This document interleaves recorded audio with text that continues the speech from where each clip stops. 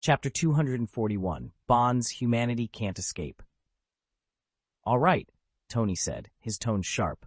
"What can I do for you?" Lalatina tilted her head, watching with growing curiosity as Tony hauled the guest across the lobby floor. Though it was officially her first day on the job, she hadn't even started in earnest yet. Her probation didn't begin until tomorrow. Still, she'd spent the last month assisting Tony at the Celebrity Hotel, so she already had a solid sense of his character. He could be arrogant, often muttering to himself, but he had a big heart and was unfailingly generous. According to Senior Sarah, Tony was also exceptionally easy to work with. This was the first time Lalatina had ever seen him genuinely angry. "You're here just to familiarize yourself with our operations today," Tony continued, his jaw set.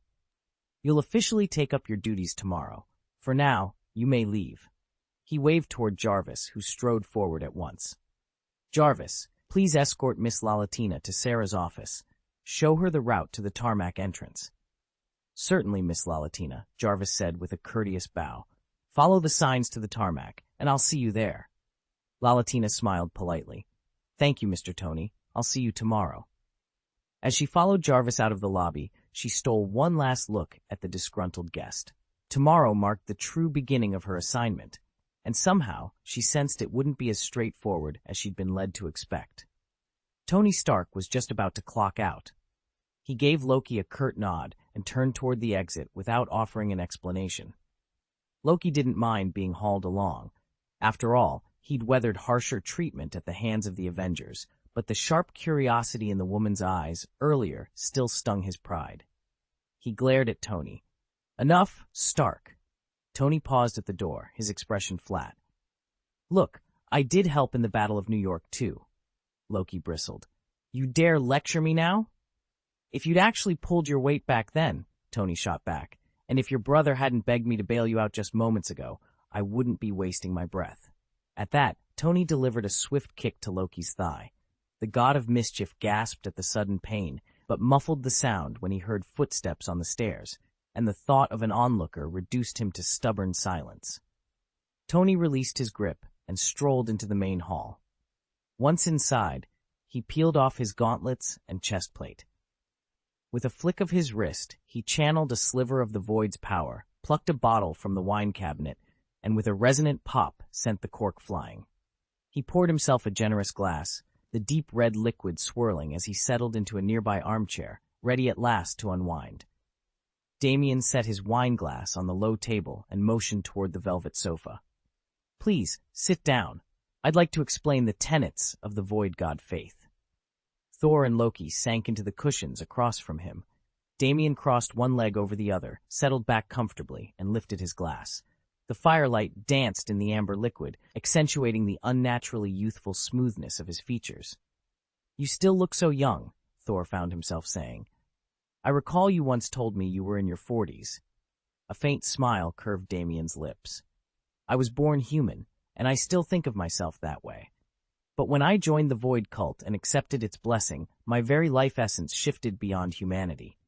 He leaned forward, his eyes glinting. "Much like you Asgardian gods, who can live 1,000 years or more, the Void's blessing grants me extraordinary longevity. That, however, is merely the beginning of what it offers."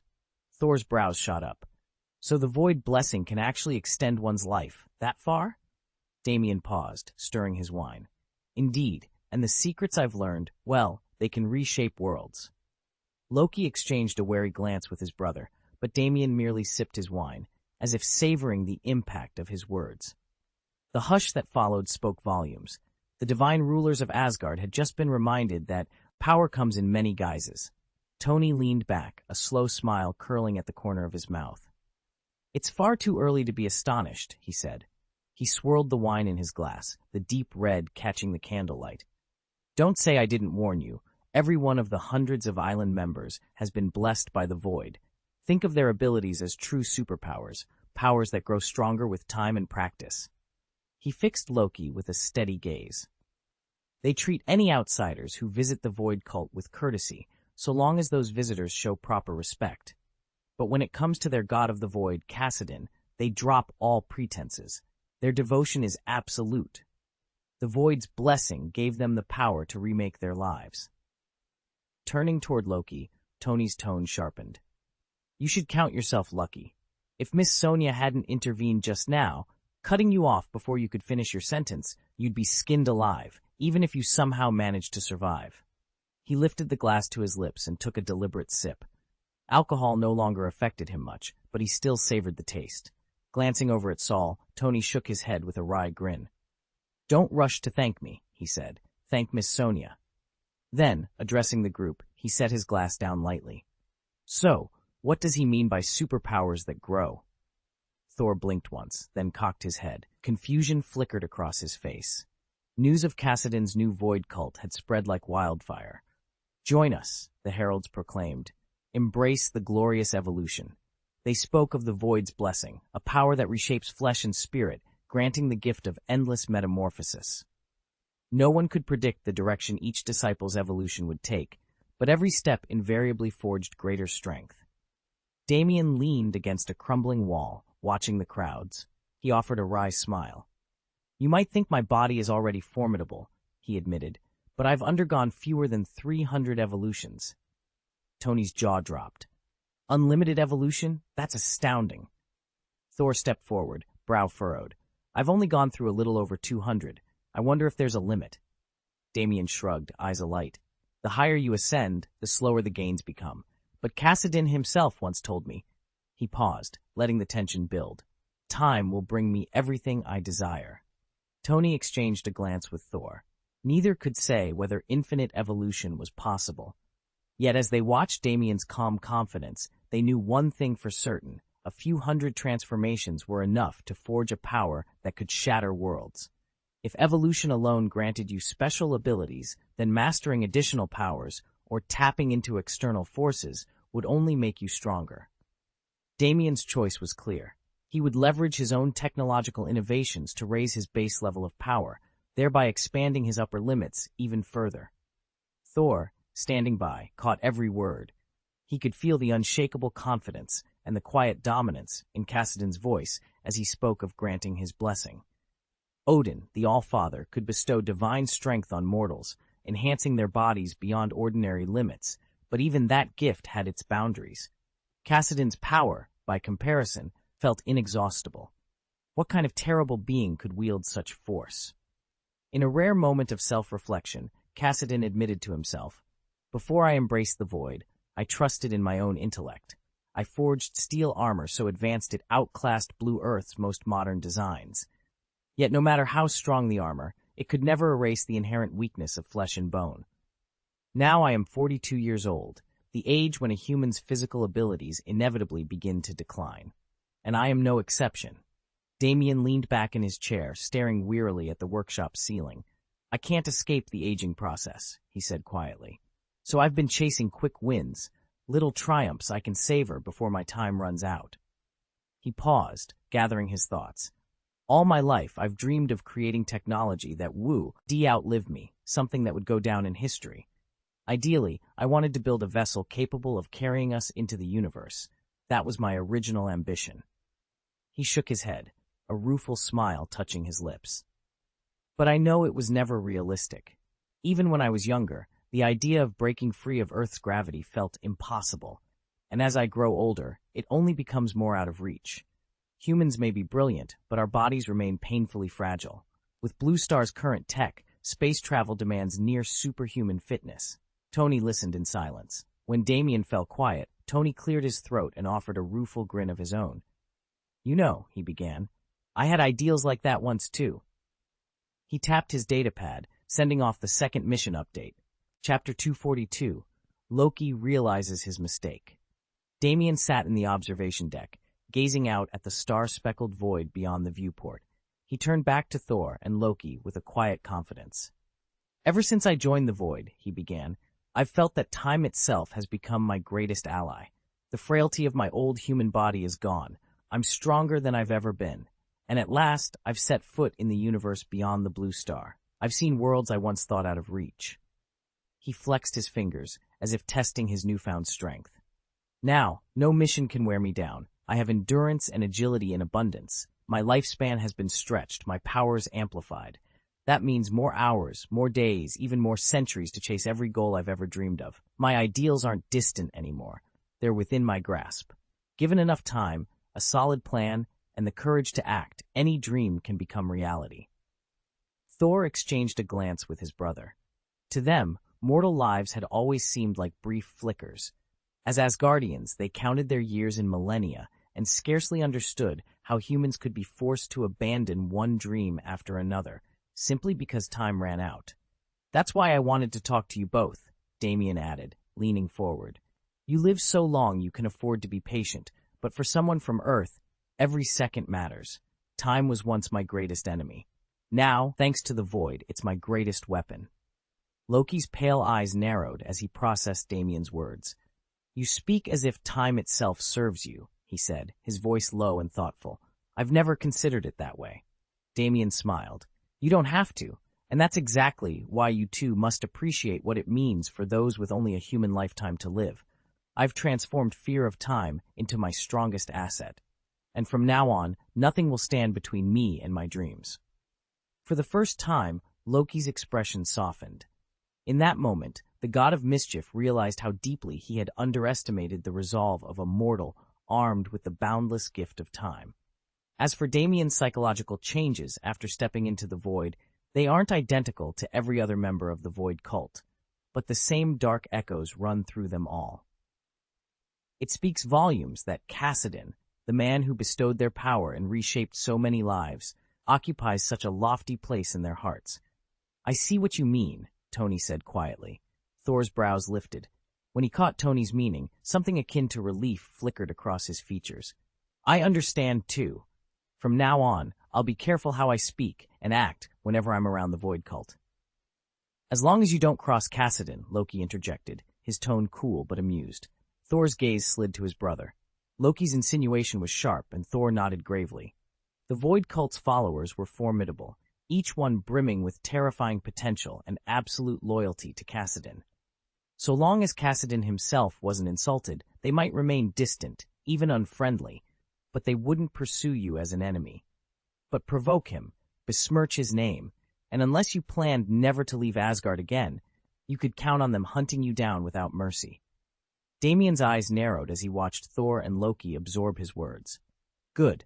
I'm glad you understand, he said, his tone flat. I've laid down the rules, and this is your final favor. The next time you cross the Void Cult, pray you escape unscathed. Both brothers gave him solemn nods. Satisfied, Damien stood and hooked a thumb toward the sky. All right, Loki. It's time to get you off the Isle of Void before you cause any more trouble. Loki straightened, brushing a lock of dark hair from his forehead. He knew Damien didn't exactly welcome his presence here, but circumstances had forced their uneasy alliance. Still, he felt genuine gratitude. Though my brother owes you thanks, I owe you my life, Loki admitted, voice softer than Damien expected. Tony Stark, he paused, meeting Damien's gaze. Thank you for saving me. At those words, Thor's hammer hand stilled on his side, and even Damien paused mid-step, surprise flickering across his features. He knew Loki to be cunning, proud, and, when it suited him, dangerous. Yet here he was, offering thanks with no strings attached. Damien cleared his throat and gave a small nod. You're welcome, he said, voice clipped but honest. Turning to Thor, he added, Come on, our ride's waiting. As the three of them made their way off the dark sands of the Isle of Void, an unexpected truce settled in their wake. Damien had enforced the rules, Loki had repaid a debt, and Thor simply shook his head and fell in behind them, glad the drama was finally over. Loki had walked the earth for more than 15 centuries, yet he still looked no older than a child. Because he'd spared Blue Star, Tony Stark had no reason to kill him, only to teach him a lesson. He'd never expected Loki to express real gratitude. Thor, too, rarely saw his brother admit his mistakes, let alone say thank you. So when Loki's apology and heartfelt thank you reached his ears, a genuine smile lit up the god of Thunder's face.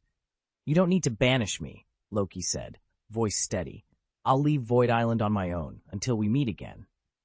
Tony and Thor watched the trickster prince gather himself. Loki caught Tony's look of astonishment and the relief in Thor's eyes, and for the first time in ages, he seemed almost vulnerable. With a soft sigh, he whispered, Farewell, then dissolved into shadows, scattering like ash on the wind. Tony let out a low whistle as the last wisp of Loki faded away.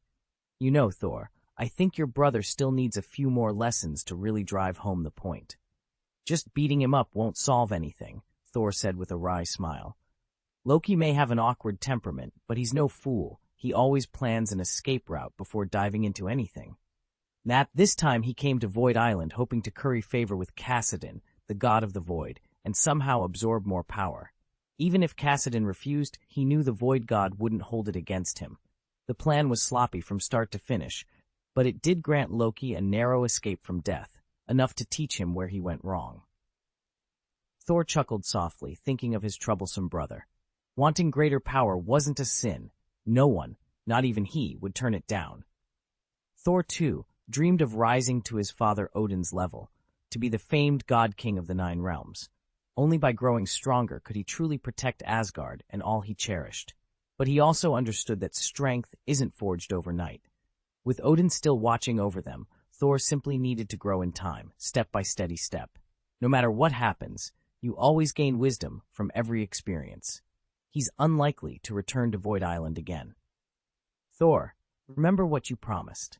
I still owe you a proper drink. Damien watched Soul's quiet smile through the comm.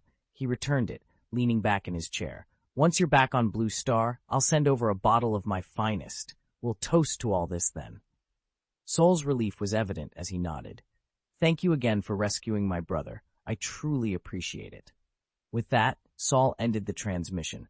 Damien set the console aside, rose from the table, and surveyed the now empty hall. He stepped out onto the balcony, poured himself a glass of wine, and savored the cool evening breeze.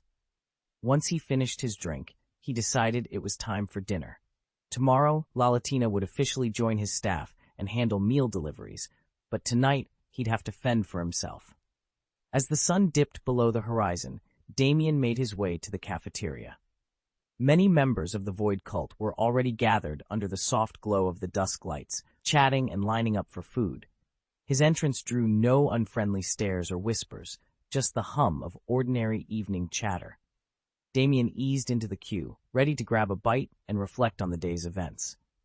Renaud and the others had already spoken on Tony's behalf, laying out Loki's origins and explaining why Miss Sonia had specifically asked for his help. Lal understood that this would spell an unprecedented challenge and quite possibly an unforeseen disaster for Stark. There was no question of turning him down simply because he had a history with the Norse god. With that settled, they sent off the third update. Chapter 243, Learning His Whereabouts. Sonia had followed Damien Kassadin's orders to the letter. After her meeting with Loki, she returned home feeling mentally exhausted. Decision-making under the scrutiny of so many Void cult elders was draining. Every word, every gesture, had to uphold Mr. Kassadin's authority.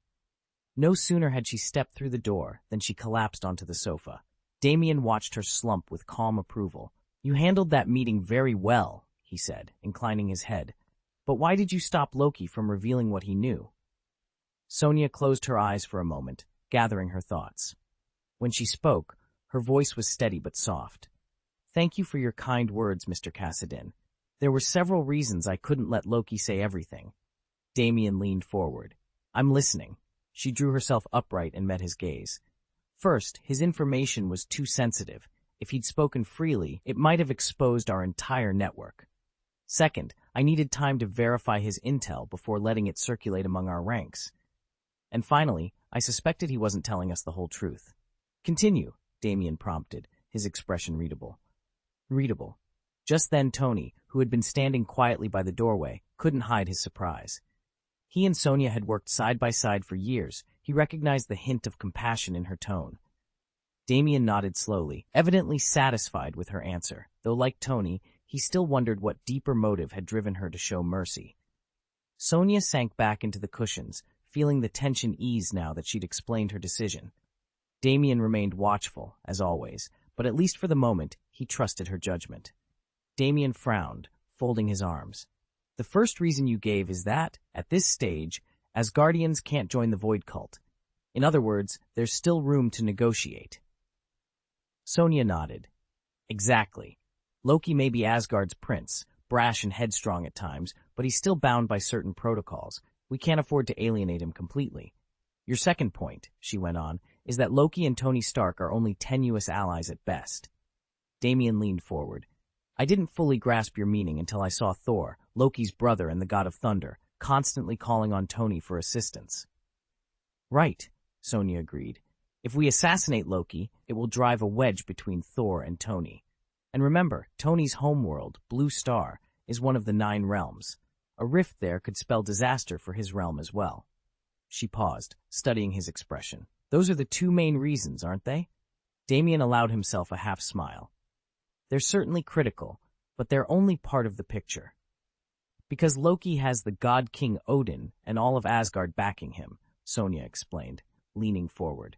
If we'd killed him just out of spite for not getting your approval, Mr. Cassidon would have struck him down outright. She paused, choosing her words carefully.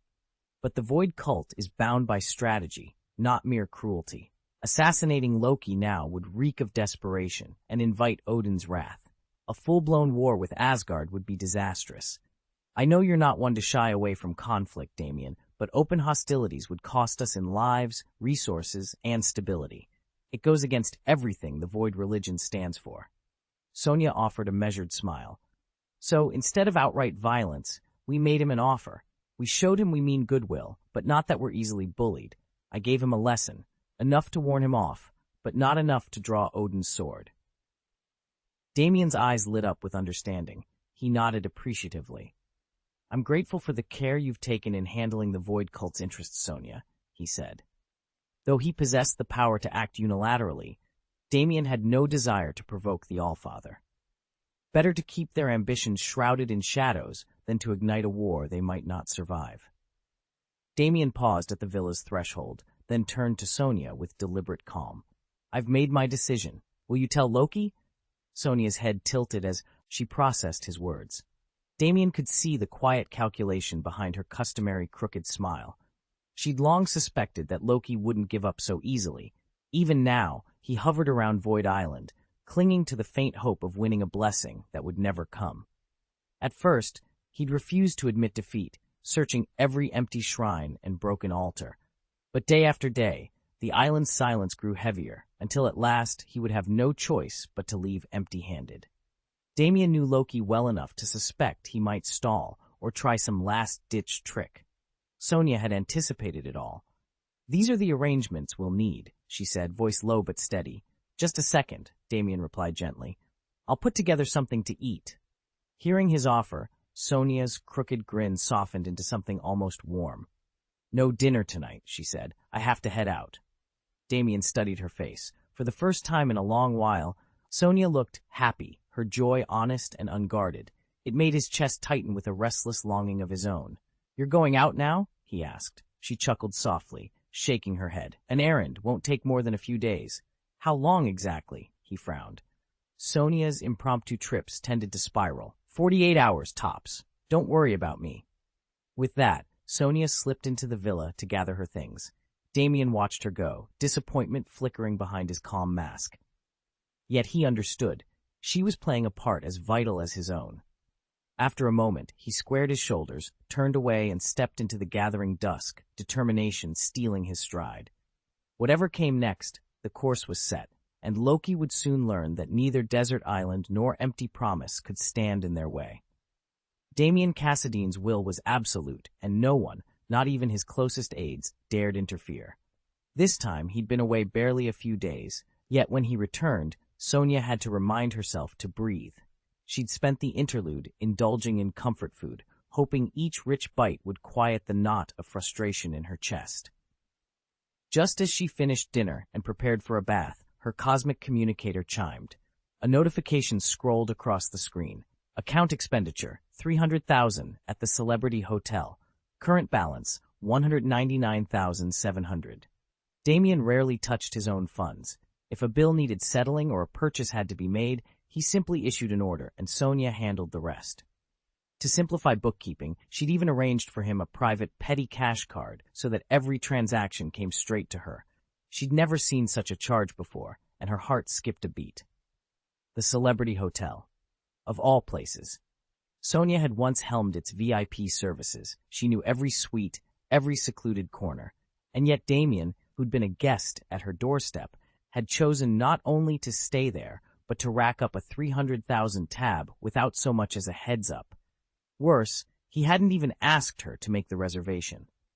She stared at the balance on the screen, disbelief and a tinge of resentment flaring inside her. Whatever reason Damien had for this extravagant detour, she knew one thing for certain: there would be explanations, and soon. Damien Cassadine didn't want Sonia to know that he'd quietly paid a month's rent up front and moved in on his own without ever asking her for help. Learning this stung her pride and left her wondering what exactly he had in mind. Was he assembling a more capable team to run Void Island? If so, wouldn't it have been faster to ask her directly? After all, she was the expert on staffing celebrity villas. Still half submerged in the tub, Sonia reached for her phone. 10 minutes earlier, she'd arrived at the villa. Now her inbox was overflowing. 12 new messages, each a resume for a different candidate, and each demanding a $3,000 placement fee. As the most seasoned villa manager in any high-end hotel, Sonia immediately recognized the pattern. He was shopping around for a woman to join his staff, and resenting the cost of swapping one hire for another. So that's it, she murmured, scrolling through the profiles. Mr. Cassadine is looking for a female assistant.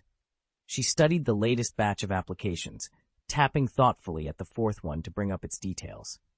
Chapter 244, Relaxation. Sonia wasn't jealous when she found out Damien had gone out looking for female companions. After all, with his resources and connections, it would be far too easy for him to hire escorts anytime he wanted. And though she now managed his finances, Damien remained a very wealthy man, so it was hardly surprising that he would go out and spend his money. Still, Sonia felt a certain subtle sting of confusion. It wasn't envy or disappointment. She simply couldn't understand why Damien would choose anyone else when she was right here, ready and willing to help. She might lack the polished experience of the top celebrity models who worked at luxury hotels, but she was a fast learner, and she was confident she could match their professionalism in no time. In terms of looks, she knew she was at least their equal. Yet Damien preferred to seek out the women at those celebrity hotels rather than turn to her. Sonia replayed the thought over and over in her mind, searching for what she might have done wrong or what quality she lacked. But no matter how hard she thought about it, she still didn't understand where she'd fallen short. Sonia replayed Mr. Cassadine's praise in her mind. He'd called her beautiful, even stunning. So obviously her appearance wasn't the problem. It had to be something deeper, something in her personality. She'd always taken pride in her inner strength, pushing herself to excel at every task. Yet when she dealt with others, especially Mr. Cassadine, she'd buried that confidence under polite conscientiousness. She'd never let her fiercer side show. What had gone wrong? While Sonia pondered, her wrist communicator buzzed again and again. In moments, she'd received over a dozen messages. She tapped the screen and saw it, a wall of text, hundreds, no, thousands of characters long. Mr. Cassadine was still complaining. Even after cutting his message back from dozens of pages, he remained dissatisfied. Sonia's chest tightened. Clearly, she couldn't ignore this. She needed to find out who had actually caught Mr. Cassadine's attention, to confront them face to face, and finally understand her own shortcomings. Meanwhile, Damien altered his appearance with nothing more than a flick of his handheld device and strolled into the celebrity hotel's grand lobby. Earlier, Tony had been gloating about some ultra-exclusive suite package over their communicators. Damien planned to see exactly what all the fuss was about, starting tonight at the celebrity. Damien Cassadine surveyed the lineup of elite hotel hostesses with cool, calculating eyes. Each woman was breathtakingly beautiful and carried herself with impeccable grace, yet none met his exacting criteria. There was something in their expressions, a spark of life and personality, that disqualified them in his mind. He needed women who embodied a particular kind of purity and restraint, and their vivacity, as impressive as it was, fell short of his standards. In the span of an hour, he rejected over 100 candidates.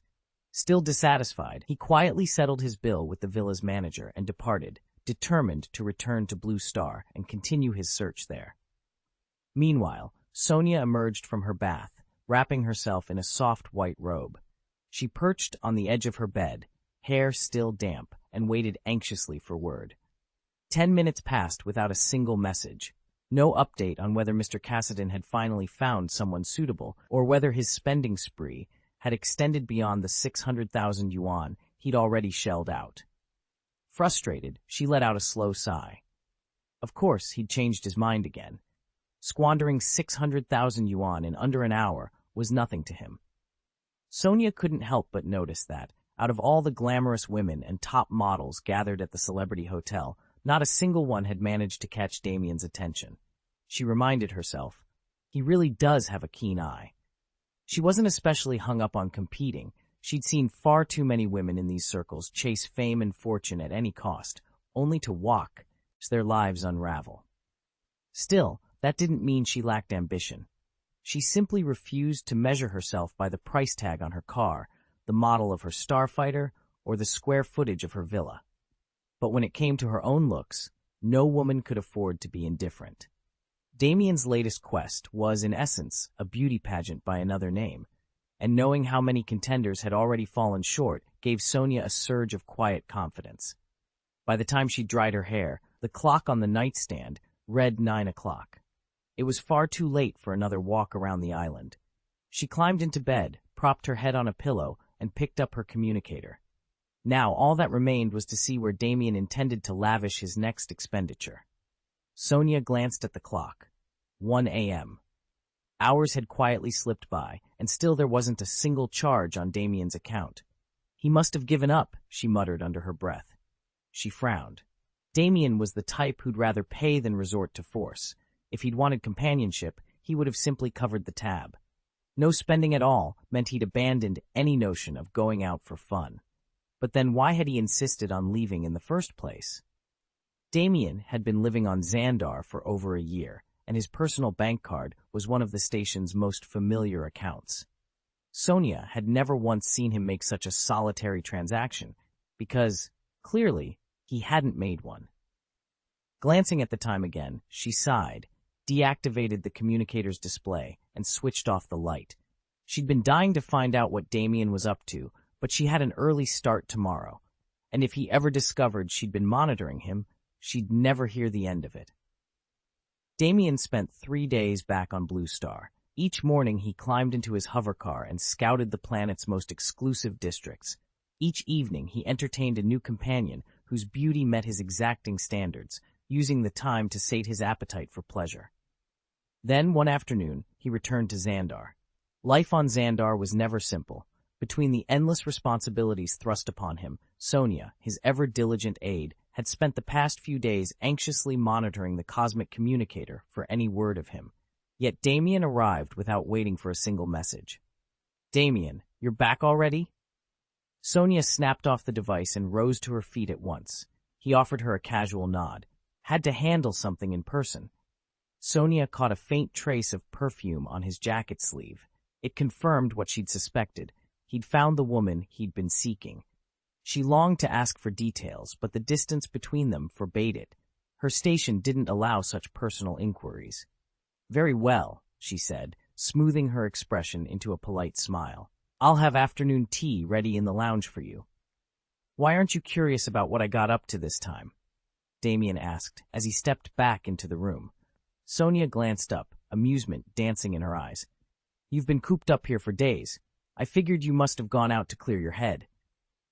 "That's exactly what I did," Damien replied with a small, knowing smile. Having finally released his pent-up frustrations, he'd slipped into sage mode, his mind calm and untroubled. Now, facing Sonia, he felt wholly composed and distraction-free. Chapter 5. If you enjoyed this installment, please remember to vote and subscribe. Chapter 245, 3 years since the founding of the faith. By August 2012, Damien's ambitions had been laid bare, and with no more secrets to hide, he could proceed with his grand designs without hesitation. All that remained was to await 2014, when Star-Lord would deliver the Power Stone into his hands. The gem brimmed with immeasurable energy, far too volatile to be ingested, but more than enough to serve as a devastating weapon. When Sonia learned that Mr. Cassadine had returned, she merely raised an eyebrow. Nothing about his homecoming fazed her. Likewise, Loki's recent arrival on Void Island was treated as little more than a minor curiosity. Tony Stark had thrown an extravagant banquet in Loki's honor a few nights ago, but beyond the festivities, he'd already turned his focus to wormhole-jumping research. Life on Void Island had settled into a remarkably peaceful rhythm. Each day, the residents shared meals in the great dining hall, then retired to the gravity chamber for rigorous training. Technology advanced at Tony's behest. As chairman, he had requisitioned specialized equipment that only Jarvis could track down. Once Jarvis identified the suppliers, Stark personally approved payment, then tasked Miss Lalatina and Miss Sonia with importing the devices discreetly. Meanwhile, Lalatina, Tony's new secretary, worked closely with Sonia to manage everything from logistics to diplomatic correspondence. Their partnership proved invaluable. Sonia's steely precision complemented Lalatina's flair for organization, and together they assured that Stark's research proceeded without a hitch. For Damien, the tranquil routine of Void Island was the perfect cover. Few suspected that beneath the calm surface, he was methodically assembling the means to seize ultimate power. With the Power Stone on the horizon and an alliance of talented allies at his back, the future was nearly within his grasp. And so, 3 years after the religion he'd founded took root, Damien's true ascent had only just begun. Any piece of cutting-edge gear you can't buy on Blue Star is yours on Xandar's Star, if you've got the credits. 4 months flew by in an instant. Tomorrow, Xandar's Star will ring in its new year, while on Blue Star, it's already December 19th, 2012, the eve of Void Island's 3rd founding anniversary. Having celebrated 2 New Year pilgrimages already, Void Island's community buzzes with excitement long before official festivities begin. Today, nearly every Void cult member is pouring back onto the island. One by one, space fighters and battleships streak through Xandar's skies like fiery comets returning home. The Nova Corps officers on duty can't help but glance up, only half in surprise. They still remember the strange anomalies that accompanied Void Island's first year, but after 3 years of the Void cult's unwavering presence, they've seen nothing but peace, and even a marked improvement in Xandar's security, thanks to the formidable strength every cult member brings to bear. Around 6:30 that morning, Lalatina was still lost in a blissful slumber when the thunderous roar of engines shattered the silence. Startled awake, she yawned and threw open the curtains, stepping onto the balcony to see what was going on. But the moment she spotted a squadron of sleek space fighters slicing through the sky barely a few hundred meters above her, any vestige of sleep vanished. So many fighter jets. What's happening today? She whispered, eyes wide with surprise. Fear didn't take hold of her. After all, she'd spent several months on Void Island and learned its secrets well. She already knew the fearsome reputation of the Void God cult, only a few hundred fanatics in all, but each one a hardened warrior. They were perpetually sending bounty hunt missions to every conflict zone in the galaxy, and their so-called tournaments were notorious for descending into savage, monster-like melees. No wonder Mr. Tony always bragged about being a super genius. In the laboratory, banks of powered armor stood gleaming under the fluorescent lights, each suit calibrated for a different style of combat. Damien's unaugmented strength, Sarah explained, would place him only among the upper ranks of the Void cult. It was only when he stepped into one of those steel shells that he climbed to the very top, alongside Renoli, Predictor, Kyle, and Lacey. Sarah, who oversaw the island's Void cult recruits, had learned their entire power hierarchy firsthand. She'd shared it casually with Lalatina that morning, relaying something Lord Renoli had mentioned. The Void cult observed a centuries-old New Year's worship ritual. That single day, he'd said, was the liveliest, most crowded festival of the entire sect. At that moment, roaring engines tore through the dawn sky. Sarah, roused from sleep, padded onto the balcony in her pajamas just as Lalatina voiced the question she'd been turning over in her mind. All these people returned to take part in New Year's worship, Lalatina said. But whom are they worshipping? Lalatina's curiosity wasn't born of ignorance, but of Xandar's modern way of life. In this age of interstellar travel and instantaneous communication, holidays no longer sent everyone home. So why did the Void cult still draw its followers back, year after year? Sarah flipped open her cosmic communicator and reviewed her data out loud. Senior Sonia puts the Void Cult's membership at over 500, but only 447 have checked in and been officially recorded tonight. She scrolled through the figures. Of those, only 263 are permanent island residents. The rest live elsewhere and only return for events like this New Year's celebration. As Sarah spoke, a vast shadow fell over them, blotting out the afternoon sun. She and Lalatina looked up, shielding their eyes. A gigantic space battleship was bursting through the cloud layer, engines igniting as it descended toward the island. Lalatina whistled softly. Everyone in the Void Cult must be filthy rich to travel like this. Sarah studied the hull's intricate serial numbers and unfamiliar insignias. These markings, I've never seen them before. They exchanged a worried glance as the cruiser hovered above the ceremonial grounds below, its dark form eclipsing the horizon. Which ones are these? Let's change and go take a look. Sarah summoned her wrist projector and ran a quick scan over the starship at the docking bay, her gaze fixed on its serial number and emblem. Ever since she'd taken on the station recorder role 6 months ago, she'd developed a habit of noting those details first whenever she encountered a new fighter or warship. Got it, she said under her breath. Lalatina glanced at her watch. It wasn't yet 9 o'clock, the official start of their shift, but that didn't stop her. She nodded. Together, they slipped into their uniforms and made their way to the main parking area on Void Island. Apart from Mr. Tony and Senior Sonia, each with their own private helipad, all other vessels brought back by the island's crew were moored in this lot. As they pulled up, a tall man strode over, offering them a friendly smile. Miss Sarah, Miss Lalatina, up bright and early today? Good morning, Lord Damien.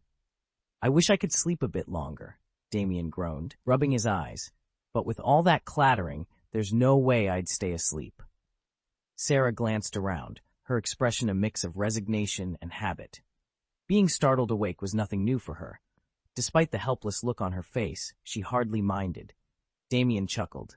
It's fine to sleep in any other day, but today's different. A lot of people are returning. He paused, giving Sarah a knowing smile. And as our recorder, you won't want to miss a thing. Sarah nodded, swiftly sweeping her blankets aside. Understood, Lord Damien. I'll be ready. Damien stood and stretched, already thinking ahead to the day's events. And with that, the two of them prepared to greet their arriving guests. Chapter 246, Yama Alex. A lot of people really came back? So does that mean everyone on the list Sonia gave me has returned? Sarah asked, her eyes bright with curiosity. I'm not sure exactly who's on Sonia's list, Kyle admitted, but most of the people I know have come back. Even the crew from Mowgli, whom we usually only see once a year, are here for the New Year pilgrimage. That slow-moving battleship overhead belongs to Mowgli. Kyle folded his arms and hovered a meter above the ground. Members of the Void Cult travel on Mowgli too? Sarah nodded in surprise. Yes, there are more than 50 Void devotees stationed there. Their leader, Yama Alex, is exceptionally powerful. Kyle cracked a small smile. Yama Alex, huh? With a title like Yama, he sounds intimidating. Sarah gave him a reassuring look. Don't worry, Alex hasn't met you yet, but once he learns you're the recorder, he'll make a point of coming to talk to you. Hearing that, Kyle relaxed, a hint of relief in his expression. Why? Sarah asked, frowning. Kyle just smiled. You won't believe it till you see it for yourself. Anyone who'd encountered the believers on Mowgli knew how zealous they were. The title of recorder might not grant supernatural powers, but Lord Cassidon himself had established the office, enough to make even someone as unremarkable as Sarah a person of interest to Alex. After all, the Void Cult had an active branch on Mowgli. Lost in her thoughts, Sarah followed Kyle through winding streets until she suddenly realized they'd arrived at a vast parking complex. Rows of sleek space fighters lined every berth, their hulls gleaming under the bay's lights. Just then, 4 Nova Legion interceptors broke through the atmosphere and dropped into formation above them, engines burning bright. Lalatina stared, astonished. The Void Cults even infiltrated the Nova Corps. Kyle paused on the road's edge, staring out at the parking lot below, a shallow basin carved into the hillside. I heard Damien say that Miss Sonia ordered the 4 of them to stay away from the island for as long as possible. Lalatina raised an eyebrow. You've been stationed here for months. It's no surprise you haven't run into them. Why would Senior Sonia want that? Sarah asked, frowning. It's because there are Void Cult sympathizers in the Nova Legion, Kyle explained. By keeping those 4 off the island, she's reducing any risk of infiltration. Sarah's eyes widened as pieces fell into place. Nova Corps officers, even 1-star ones, wield enormous influence on Xandar. They could leverage their rank to grant Void Island special concessions. I get it now. Sonia's playing it safe. Kyle shrugged. That makes sense, but neither Damien nor the others know her exact reasons. So if they don't know why, Sarah said, turning to him, why are they still following her order? Kyle shook his head. Beats me. Sarah shook her head in surprise and fell silent, the riddle lingering between them. Kyle frowned as he leaned back in his chair. I still don't understand why Sonia made that ruling, but if she did, there's gotta be a reason. Lalatina crossed her arms. Honestly, they should never have become Nova Corps officers in the first place. He nodded. Damien and the others have been members of the Void Cult for years, just like us. But they only won acceptance into the Nova Corps earlier this year, Lalatina reminded him. Kyle tapped the table thoughtfully. And everyone knows the Void Cult and the Nova Legion aren't exactly on friendly terms. Lalatina rolled her eyes. Besides, I've never heard of dream interpretation being an official duty of the Corps. What's the point of a meager salary and taking orders when you could be living freely and happily on your own? Kyle offered a wry smile. That would explain why Sonia's been telling Damien and the others to come back to the island less often.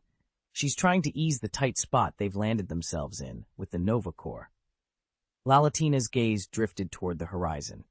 With her own precaria, its position in mind, she knew there were deeper layers to Sonia's decision, layers they still had to uncover. Trouble? Damien's voice cut through the tense corridor like a dagger. Kyle's eyes went wide. Do the Nova Corps still have the nerve to rough up our Void God cult people? Lalatina held up a hand. Kyle, calm down. There's no need to get worked up. She turned to the assembled officers, her gaze firm. Damien is under the protection of the Void God cult. The Nova Corps would be wise to reconsider how they treat him. A third officer leaned forward, voice lowering conspiratorially. It's never easy being an officer in the new army. Politics run deep. Sometimes you have to follow orders you don't even understand. Lalatina's eyes flickered. She'd often listened to freshly minted officers grumble over late-night drinks. Despite being a Federation force with a supreme commander at the helm, the new army was riddled with internal factions. Even a second-tier officer like Kyle found himself undercut more often than not, let alone those of higher rank. Damien and his 3 companions drew their power from the Void God faith. 4 men, fully embedded within the Nova Legion, wielding insider knowledge that made them invaluable, or expendable, depending on one's point of view. Yet with Kassadin, the Lord of the Void, watching over them, no one dared to obstruct their path openly. As long as the Void Cult keeps its distance from the Nova Legion, everything will stay calm. But if Damien, Barnett, Primo, and Philip continue nurturing their ties with the Void God religion and begin to pull strings behind the Corps' back, even the Supreme Commander won't be able to look the other way, and war will be inevitable.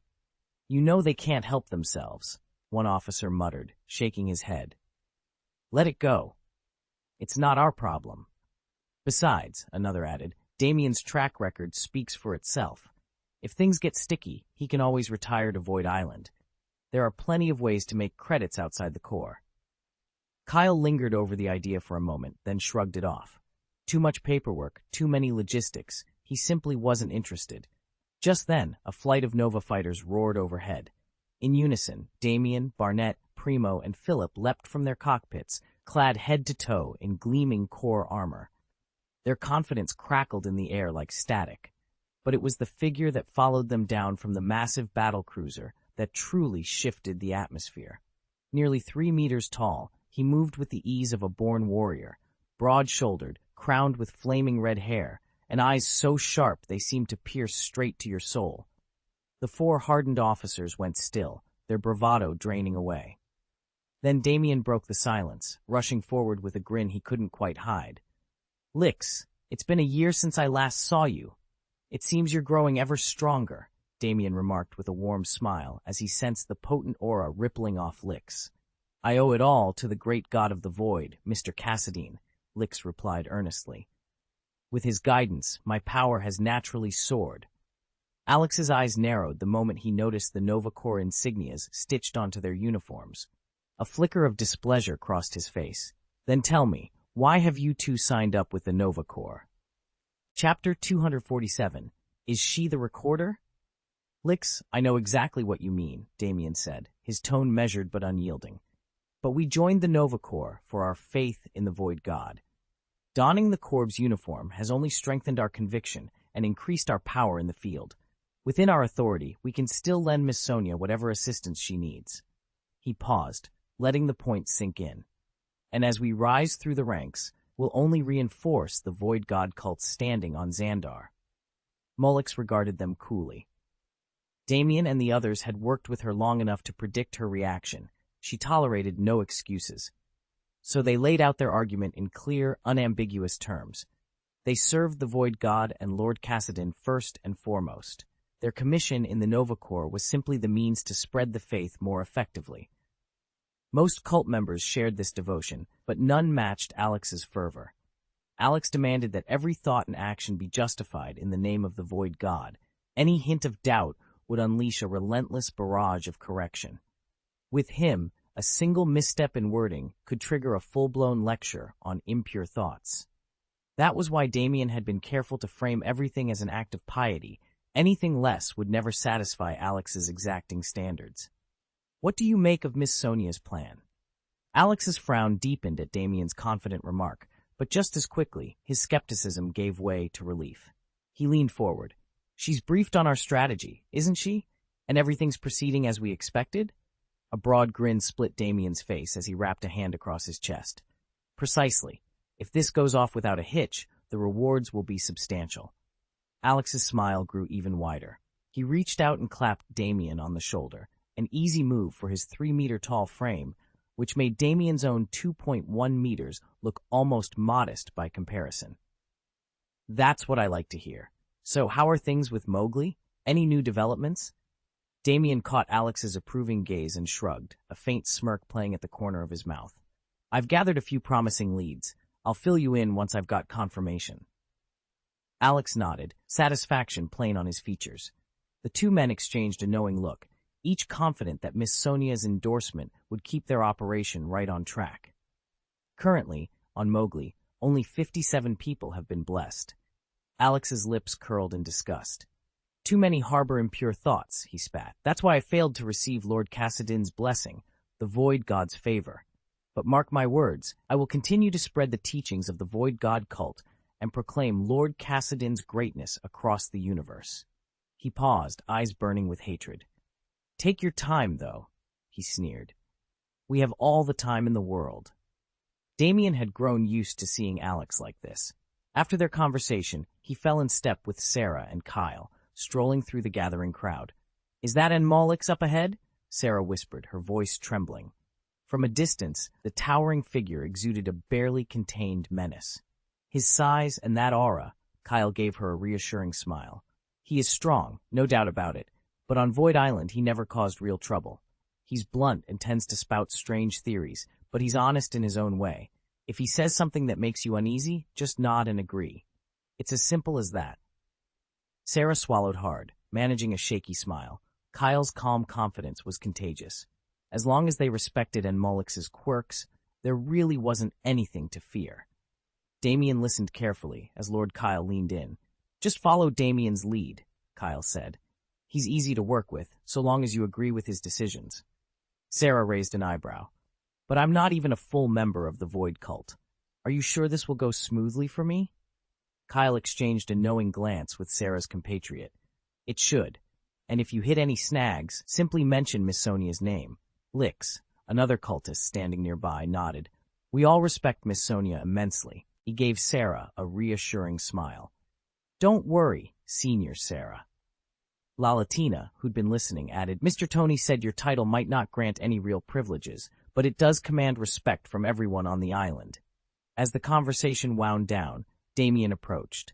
He had just returned to Void Island from that distant alien world, and his fellow travelers had told him he needed to check in with someone named Miss Sarah before moving on. He cleared his throat. Who is Miss Sarah exactly? Kyle pointed. She's the temple recorder, the person in charge of logging everyone's arrivals and departures from the island.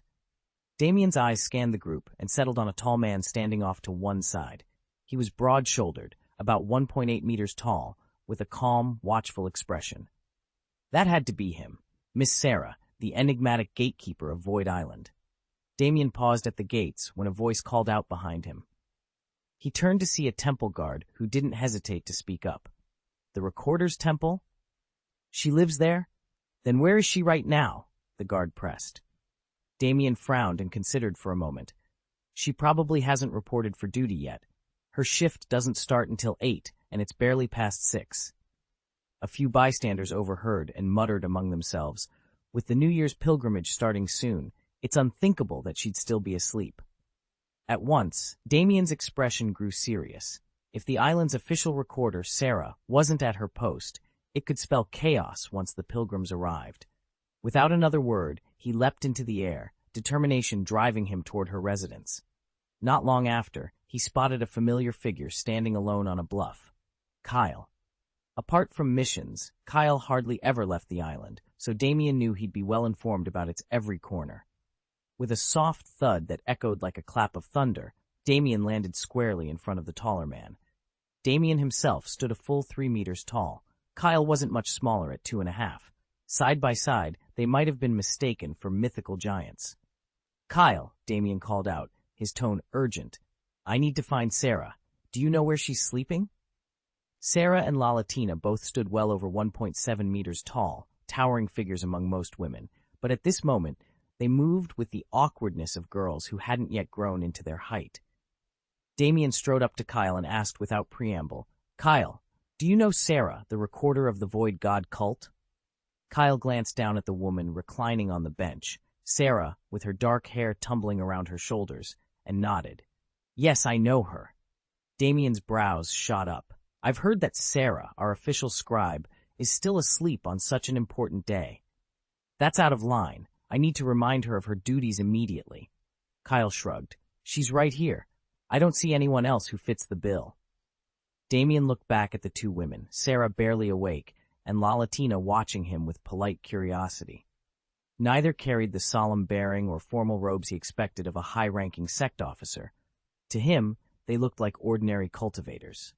Honestly, I don't see anyone who looks the part of a professional recorder, he admitted under his breath. Clearing his throat, he addressed them directly. Excuse me, are you Sarah, the Void God cult's chief recorder? At that name, Sarah's eyelids fluttered open. She lifted her head, blinking sleep from her eyes, and met Damien's steady gaze. Sarah's heart pounded. Alex's stern gaze made her feel small, but summoning all her courage, she shyly extended her hand and whispered, Hello, I'm Sarah. Alex's stern expression flickered into disbelief as he glanced at Kyle. She wasn't lying? You really brought Miss Sarah here? Kyle met Alex's astonished stare with a slow nod. Yes, and I've just sent the 3rd update. Chapter 248. Attention. Damien studied the fragile-looking woman before him. His voice was low but carried a sharp edge. Are you the recorder? How long have you served the Void cult? How many evolutions have you gone through, and in which direction? Sarah recoiled under Damien's intense gaze. Her voice trembled as she replied, I've never joined the Void cult. Damien's brow furrowed. Then how did you become the recorder at the Temple of Records? Before Sarah could answer, Kyle stepped forward, sounding exasperated. Relax. Miss Sonia herself brought Sarah back. She's no Void devotee, just an ordinary woman who lives and works at the Temple of Records. Damien's eyes flicked to Kyle. Brought back by Sonia? Kyle nodded. Yes, sort of. Sonia rescued her and installed her as recorder. For a moment, Damien said nothing. The charged atmosphere softened only slightly. Then he said quietly but firmly, She wasn't. Damien sat at the head of the long conference table, watching as Lalatina, Tony Stark's personal secretary, was ushered in under guard. The moment she appeared, Kyle, standing nearby, noticed Damien's famously fierce aura soften, the barely restrained tension around him easing almost imperceptibly. Kyle cleared his throat. You know Tony Stark, of course, the inventor, industrialist? Damien inclined his head. Yes, That Tony Stark. Is he still here on the island? He is, Kyle confirmed. And as far as we know, he has no plans to return home this year. He hasn't mentioned leaving. Damien exchanged a quick glance with Lalatina, then folded his arms.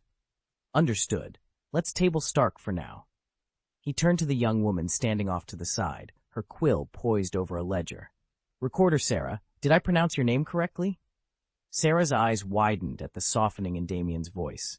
Realizing she'd been summoned at Lady Sonia's request, she straightened her spine and offered a deep, respectful bow. My lord, it's an honor to serve you. My name is Sarah. Damien nodded once and tapped a finger against the tabletop. Very good. Let's begin. Can you tell me what changes have taken place on the island this year? Alex asked, his tone disarmingly gentle as he offered a smile. And what does your role as recorder actually involve? Damien considered the questions for a moment, then returned Alex's gaze. If you really want the full story, come with me. Let's talk over breakfast. Just then, Kyle stepped forward, clapping a hand on Alex's shoulder. Perfect timing, he said, welcoming Alex with a broad grin. I'm here to pick you up anyway. Since both of you have gone through physical evolutions, you two have been sparring non-stop and getting along famously. It's fine if you tag along, Damien. Damien glanced at Sarah and Lalatina, who were standing nearby. Should I invite you two as well? He asked. Sarah hesitated. I'd like to, but I have to work later, she protested, eyeing Alex warily. Ever since their missions on the Void Island, Alex's presence had unnerved her. His personality felt almost overpowering. Alex merely laughed. Nonsense. Miss Sarah, please join us. We can talk business over breakfast, then you'll still have time to get to work. Lalatina nodded eagerly, smoothing her dress. Sarah sighed, but couldn't quite refuse. With a reluctant smile, she fell in step alongside Damien, Alex, and Kyle as they headed out together. Damien folded his arms and offered, I can help you get to know him better. Afterwards, I'll take you back to the Temple of Records. Kyle noticed Sarah's hesitation. She clearly didn't want to go, but knowing Damien, there was no way he'd leave without her. At last, she sighed. All right? Realizing she couldn't win this argument, Sarah gave in. Very well, let's drive back to the temple first. As they stepped off, Lalatina found herself walking alongside strangers instead of Mr. Tony, the only person she'd ever shared a meal with in the cafeteria. At first, Damien had made her uneasy, but once he learned she was Tony's secretary, his stern expression softened into genuine courtesy. Before long, the four of them, Damien, Kyle, Sarah, and Lalatina, fell into step along the sunlit path. Damien set a brisk pace, closing the gap to walk just behind Sarah and Lalatina. He turned to Kyle and asked, So, what's been happening on the island over the past year? And I want all the details about the Temple of Records. Kyle nodded and fell into stride beside him. As they moved forward together, he began to fill Damien in on every change, with every rumor, and every secret hidden behind the temple's ancient walls. Damien listened carefully as Sarah, the keeper of the newly erected Temple of Records, explained the temple's purpose. The Temple of Records was built by Miss Sonia at the instruction of Lord Cassidon, Sarah began, and its function is to log every expedition that departs from or returns to Void Island. If you want a clear account of the temple's activities, you simply record them. She paused to let the information sink in, then continued. Before you head off to any alien world, and again when you return to Void Island, you must inform me of your itinerary. It's not a report to the Lord. It's merely a notification to ensure our records stay accurate. Kyle raised an eyebrow. Notify you, he asked. I thought we'd be reporting directly to Lord Damien. Sarah shook her head with a gentle smile. No, it isn't a formal report to his lordship. I just need you to let me know the details so the temple's logs are complete. It's not mandatory to see the Lord every time, but you do need to check in with me. Kyle shrugged. Inform or report, it's all the same. Sarah turned to Lix, who was standing just behind Kyle. Lix, on your next trip to Void Island, plan your departure from Xandar in advance. Make sure you visit me before you leave and walk me through your schedule. Understood? Kyle, who appeared to act as Lix's spokesman, answered with a quick nod. Damien, still standing to one side, frowned thoughtfully. He wondered why an ordinary keeper like Sarah had been entrusted with this responsibility. Yet, since the temple was established under Lord Cassidon's command, he saw no reason to contest it. With a curt inclination of his head, he gave his consent. "All right," Damien said. "Carry on as you've outlined." Sarah offered a relieved smile. "Thank you, my lord. I'll keep the records impeccable." With the procedures clarified and everyone aware of their duties, the group dispersed, each preparing for the journeys that would soon be chronicled within the Temple of Records. "Any other developments on the island? I'll fill you in when I have the details," Kyle said, watching Damien nod gravely. The Void God cult was still in its infancy. No formal ranks or offices had been created yet. Damien spent almost the entire year on the alien world, returning to Void Island for no more than 2 days at a stretch. Each time he came back, Kyle needed fresh intelligence to keep him up to speed. He'd already conferred with Renali, Lacey, the Seer, and Tony. Appointing Miss Sarah as recorder was only the beginning. As the cult expanded, more offices would follow. Though Sarah hadn't yet sworn allegiance, nobody doubted she would soon take her place among the faithful. A short while later, Damien, Sarah, and Lalatina arrived at the temple's soaring entrance. "Is this where you work?" Damien asked, gazing up at the obsidian pillars etched with glowing void runes.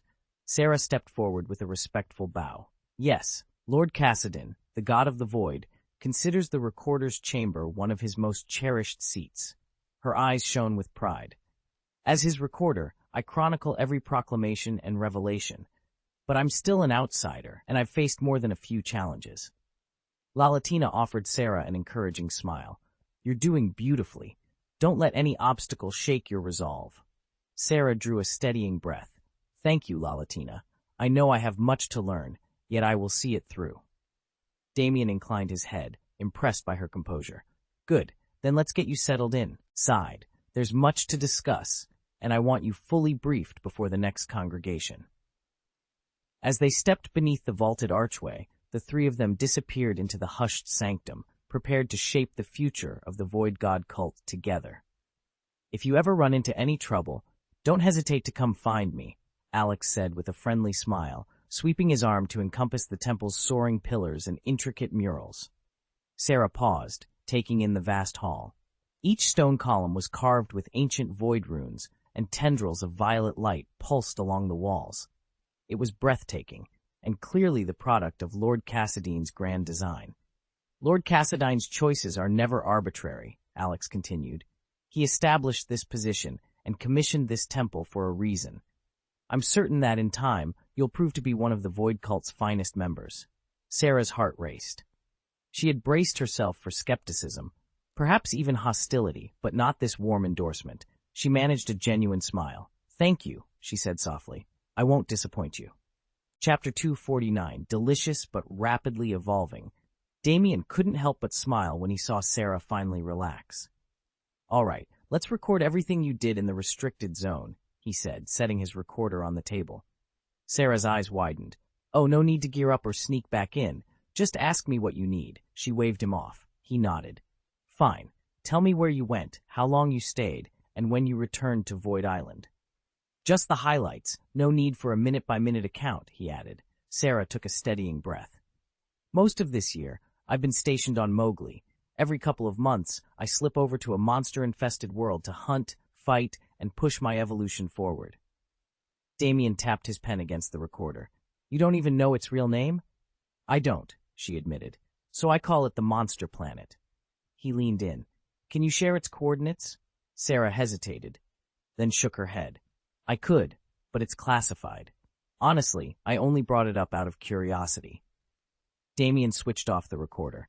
He'd gathered more than enough for now, yet the mystery of that unnamed world lingered in his mind. "Of course. May I send you the star map?" Damien didn't hesitate. Though he didn't fully understand the significance of this Temple of Records, he sensed its importance and was eager to comply. "Please do, Sarah." Sarah couldn't help but smile in relief.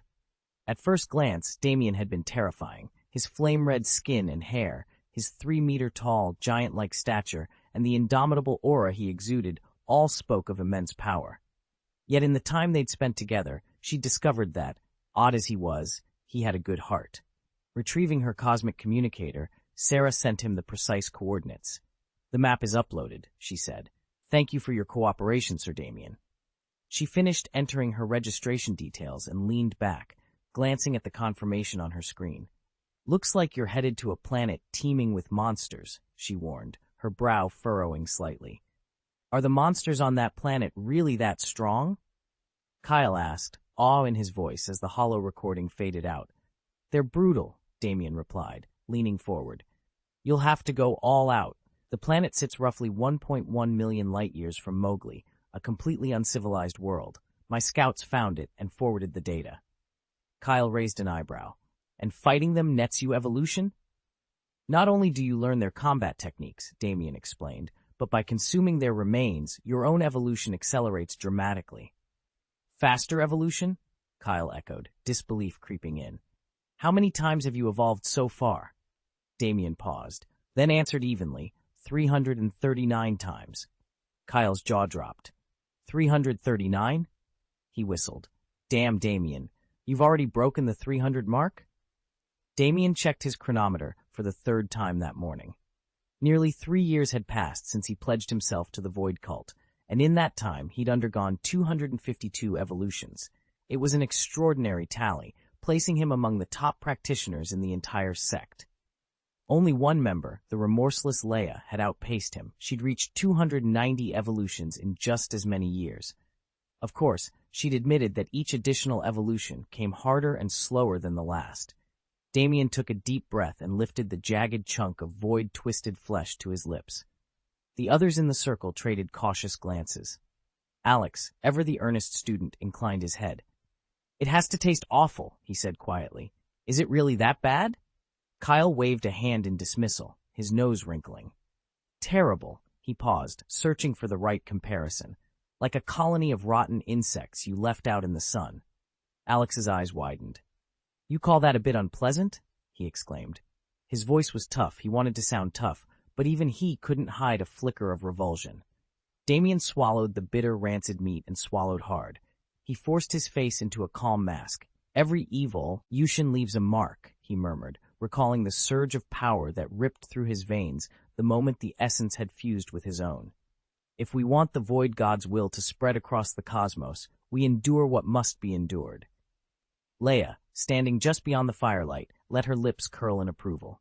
Her gaze was cold, but Damien could swear there was, just for an instant, a hint of pride in her eyes. "That's the spirit," she said softly. "Now finish that off. Our next target awaits." Damien nodded and forced the last bite down.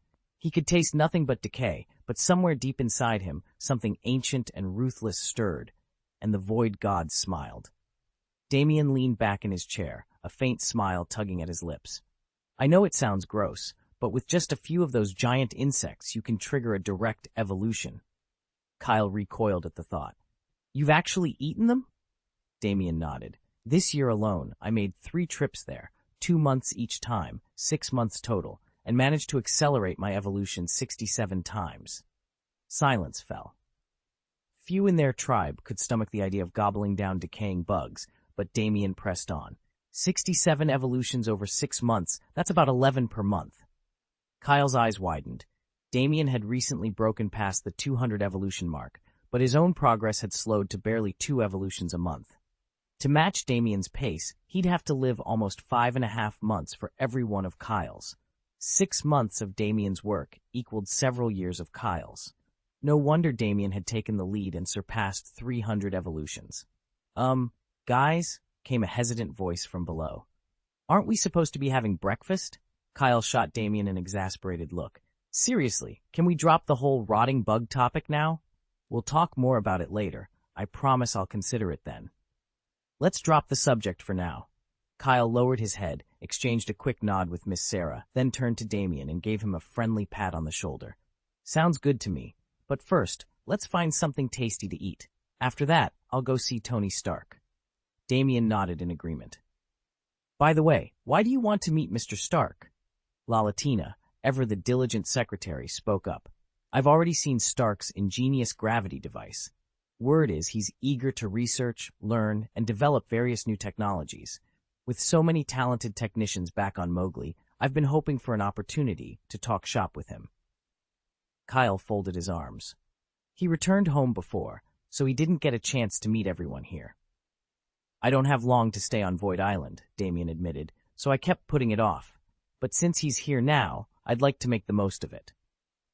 Damien realized that although Lalatina wasn't formally part of the Void cult, her connection to Tony Stark explained her enthusiasm. He glanced at Kyle, who simply raised an eyebrow in agreement. By the way, the 5th update is live. Please remember to vote. Chapter 250, Damien meets Tony Stark. Damien already knew of Tony Stark, a brilliant engineer from Blue Star, a world that hadn't yet ventured beyond its own solar system. By contrast, Mowgli ranked among the universe's interstellar civilizations, complete with starships, off-world research stations, and classified repositories filled with alien artifacts, data cores, and advanced materials, none of which ever leaked out. Yet Tony Stark had quietly stepped in when Void Island, the Void cult's remote research outpost, faced a crippling budget shortfall. His loyalty to the cult was beyond question, so Damien felt safe sharing a few select discoveries with him. So, Damien said, turning to Lalatina, shall I introduce our lead technician to Mr. Stark? I'm certain he'd love to learn more about our progress. Lalatina's eyes lit up. Absolutely. He'll be thrilled. With that settled, they made their way to the cafeteria for breakfast. Over steaming cups of synth coffee and protein wafers, Kyle walked Damien through everything that had changed on Void Island in the past year. Personnel rotations, new lab modules, upgraded defense systems, and the latest experimental results. By the time the last wafer was gone, Sarah excused herself and headed back to her station, leaving Damien to ponder how best to connect Stark with Void Island's top minds, and perhaps secure even greater support for their research. Lalatina had a full day ahead. So many people were returning that she needed to update all her records. Even though she was pressed for time, she insisted on bringing Damien with her to the laboratory. Tony Stark, having worked straight through until 4 that morning, had finally gone to bed. He and Lalatina had agreed to meet for breakfast at 9, but at 8:20 a.m., Jarvis gently roused him. "Good morning, sir," came Jarvis's calm voice. "Lalatina is here with a guest." Tony groaned and rubbed his eyes. "A guest this early?" He glanced at the clock, still before 9. "A guest?" he mumbled. "Based on the initial scan, there's a 97% probability he's affiliated with Mowgli," Jarvis reported. "However, the data isn't conclusive. May I show you his image so you can confirm whether you recognize him?" Tony swung his legs out of bed. "Do it," he said. Jarvis immediately projected a hollow image of Damien, giving Tony his first clear look at the young man Lalatina had brought along. "Holy shit, this guy looks tough."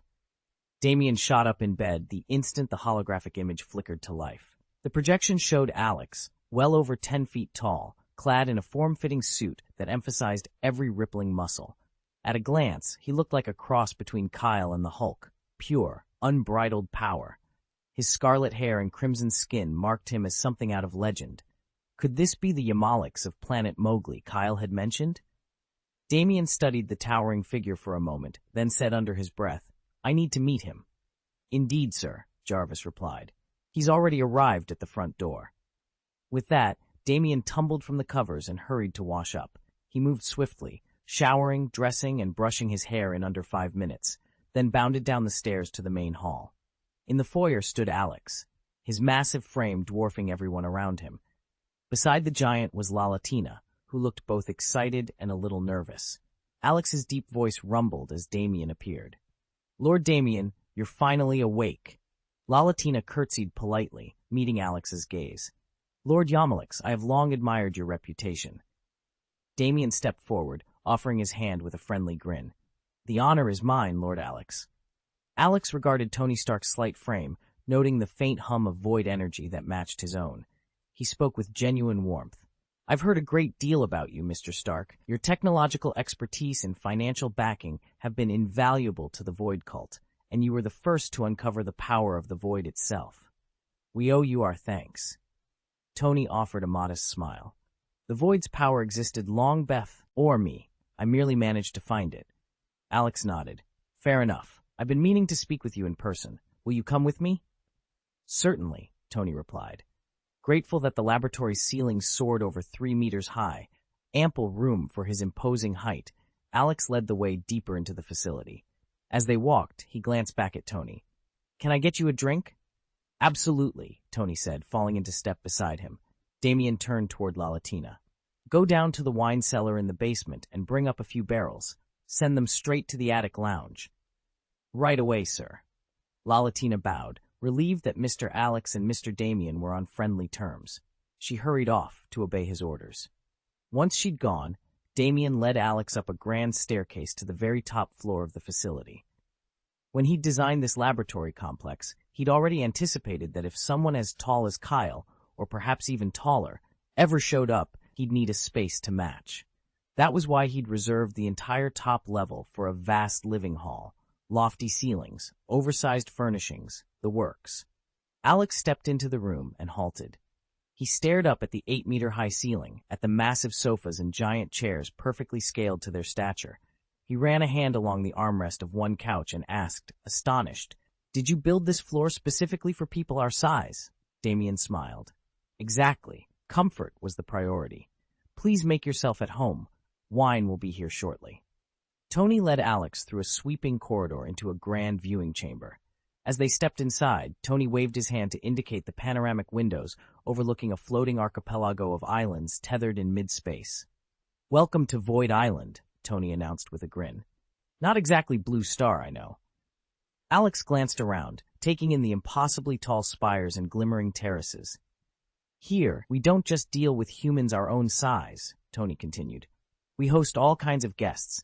That's why we built this entire deck just for you, to make sure you feel at ease. Alex raised an eyebrow. I appreciate it. He crossed the plush, 2-meter-high, 12-meter-long sofa that dominated the center of the room, settled into its generous cushions, and stretched out his arms. There wasn't a single ache or pinch, only comfort. A pleased smile tugged at his lips. I heard from Kyle that you only visit Void Island once a year, Alex observed, settling back. Tony hopped lightly onto the sofa beside him, barely taking up any room. I'd love to stay here forever, he admitted, but I've got important work back on Mowgli. Duty calls. Alex's brow furrowed. Kyle also mentioned you ran into a Chitauri attack right before heading back to Blue Star? Tony chuckled and shook his head. Come on. Blue Star's civilization hasn't even reached the interstellar age. We've made no contact with any galactic federations. Why on earth would the Chitauri bother with us? Alex let the question hang in the air, his expression thoughtful as he gazed out at the drifting isles beyond the glass. Damien sat forward at the strategy table as the lead astrophysicist briefed the room. Although Blue Star's civilization has never made contact with alien species, it certainly wouldn't invite an invasion on its own. But Blue Star isn't operating in isolation, Damien added. It's one of 9 civilizations governed by Asgard. The astrophysicist nodded gravely. Exactly, so sooner or later we're bound to encounter some other alien power. Tony Stark pressed his hands to his temples and let out a weary sigh. Then there's really nothing we can do to stop it, he admitted, eyes shadowed with frustration. Chapter 251, Gods Fight, Mortals Suffer. Every spacefaring civilization lives by certain rules. If a world hasn't formally joined the interstellar community, other races may discover it, but they're forbidden to wage war. At most, they can land, survey the terrain, and collect a few samples. They mustn't inflict serious harm. These accords exist to protect fledgling societies from being eradicated before they even begin to flourish. Of course, lawless warlords and rogue operators sometimes ignore these treaties, but they risk the wrath of every major power. One of the 9 realms, the gods of Asgard must have been acting recklessly, Damien murmured, his eyes narrowing. Eons ago, divine beings had walked the surface of Mowgli and been worshipped by its people. Generations erected temples and altars in their honor, leaving countless relics behind. But those gods vanished more than 2,000 years ago. Since their departure, Mowgli has suffered wave after wave of disasters, both natural and human-made, each one claiming thousands of lives and burying the planet's secrets beneath dust and ruin. Countless people once prayed for divine aid as the disaster spread, but no god ever answered their cries. It was only when the Mowgli people's technology advanced far enough to link them with other civilizations that help finally arrived. Through interstellar channels, they learned of an alien deity known as the God of the Void, Lord Kassadin, whom they persuaded to intervene and destroy the Desert Scourge.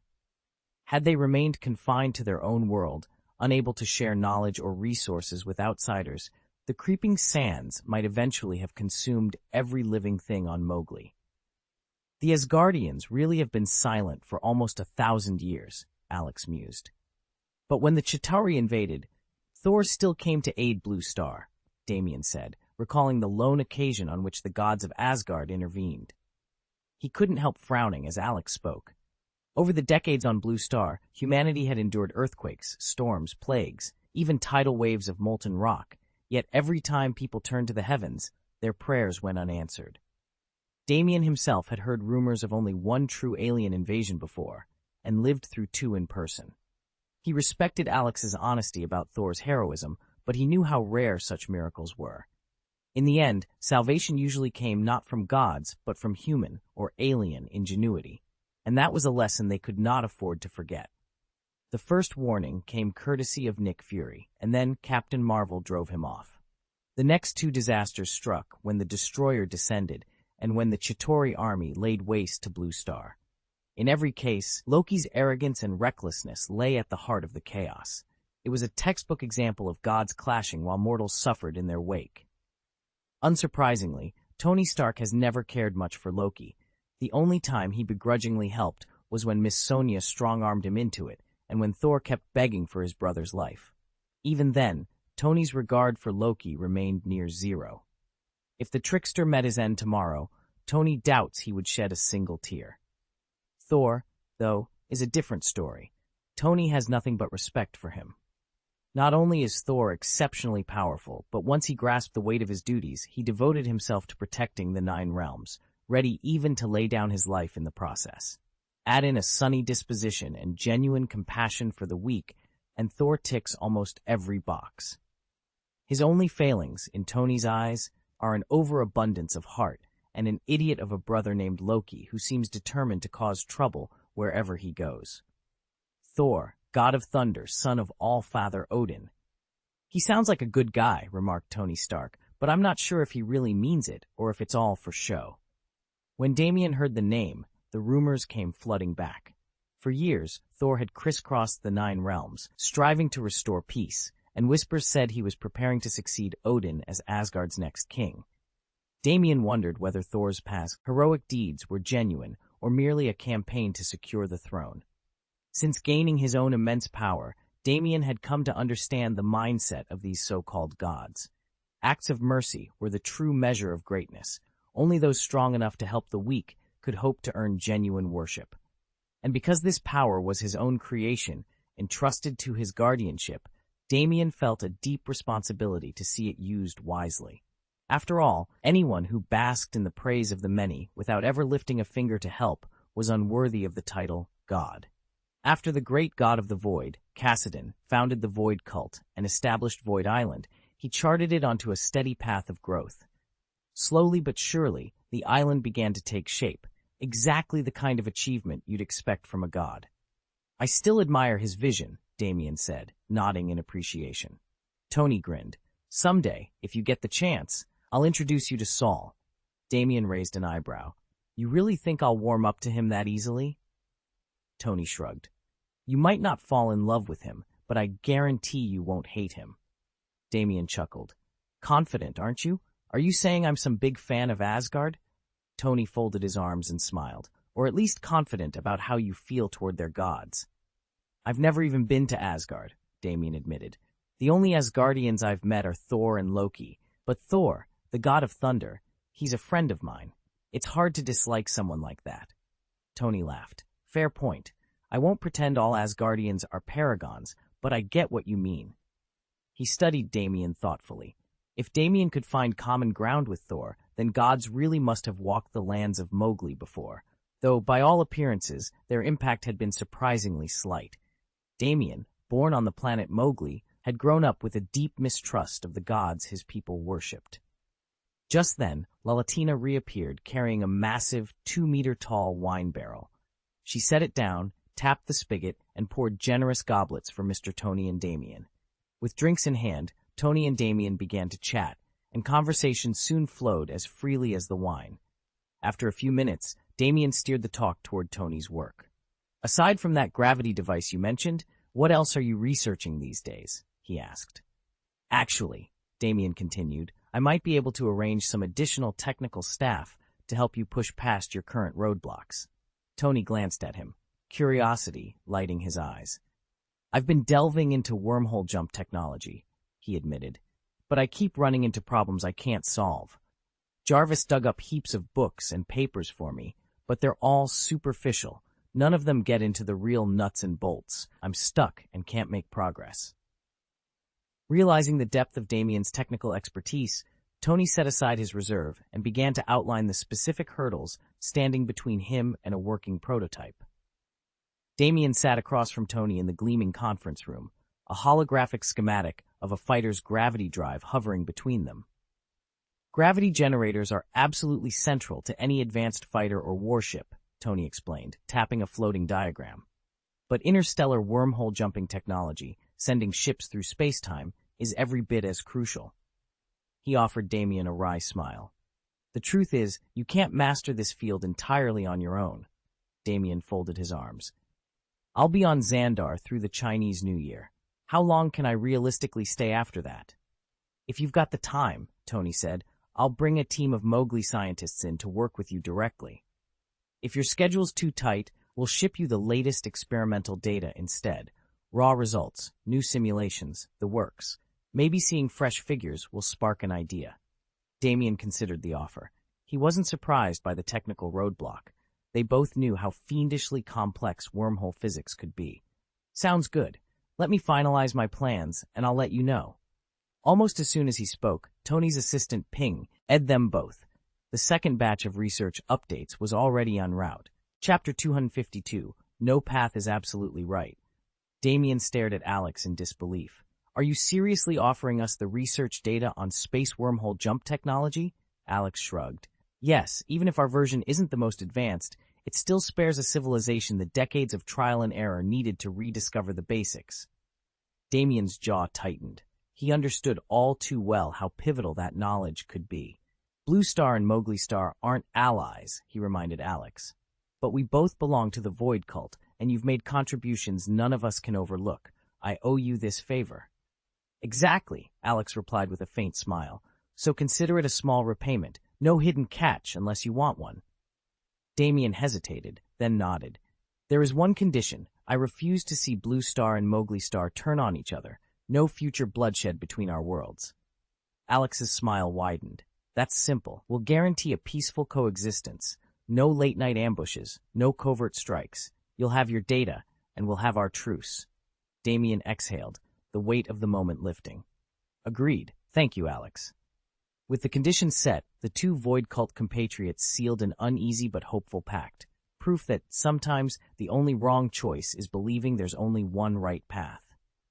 I'm not eager to see that happen either, Alex replied, but your offer is far too one-sided. Even among allies, we need to be clear about our interests. So I'll propose a few conditions of my own. If you share your Mowgli Star research data to help me overcome my current theoretical roadblock, I'll develop an advanced wormhole space technology for you. Once I've perfected it, I'll hand over the complete design, but strictly limited to the wormhole application. At those terms, Damien immediately leaned forward. His greatest obstacle wasn't a lack of ambition, but a lack of foundational theory. Without Alex's datasets, he'd be forced to derive every equation from first principles, an endeavor that could swallow years of trial and error and drain countless resources before yielding a breakthrough. If Alex could hand him the missing piece, he was certain he could forge the most sophisticated space wormhole system ever built.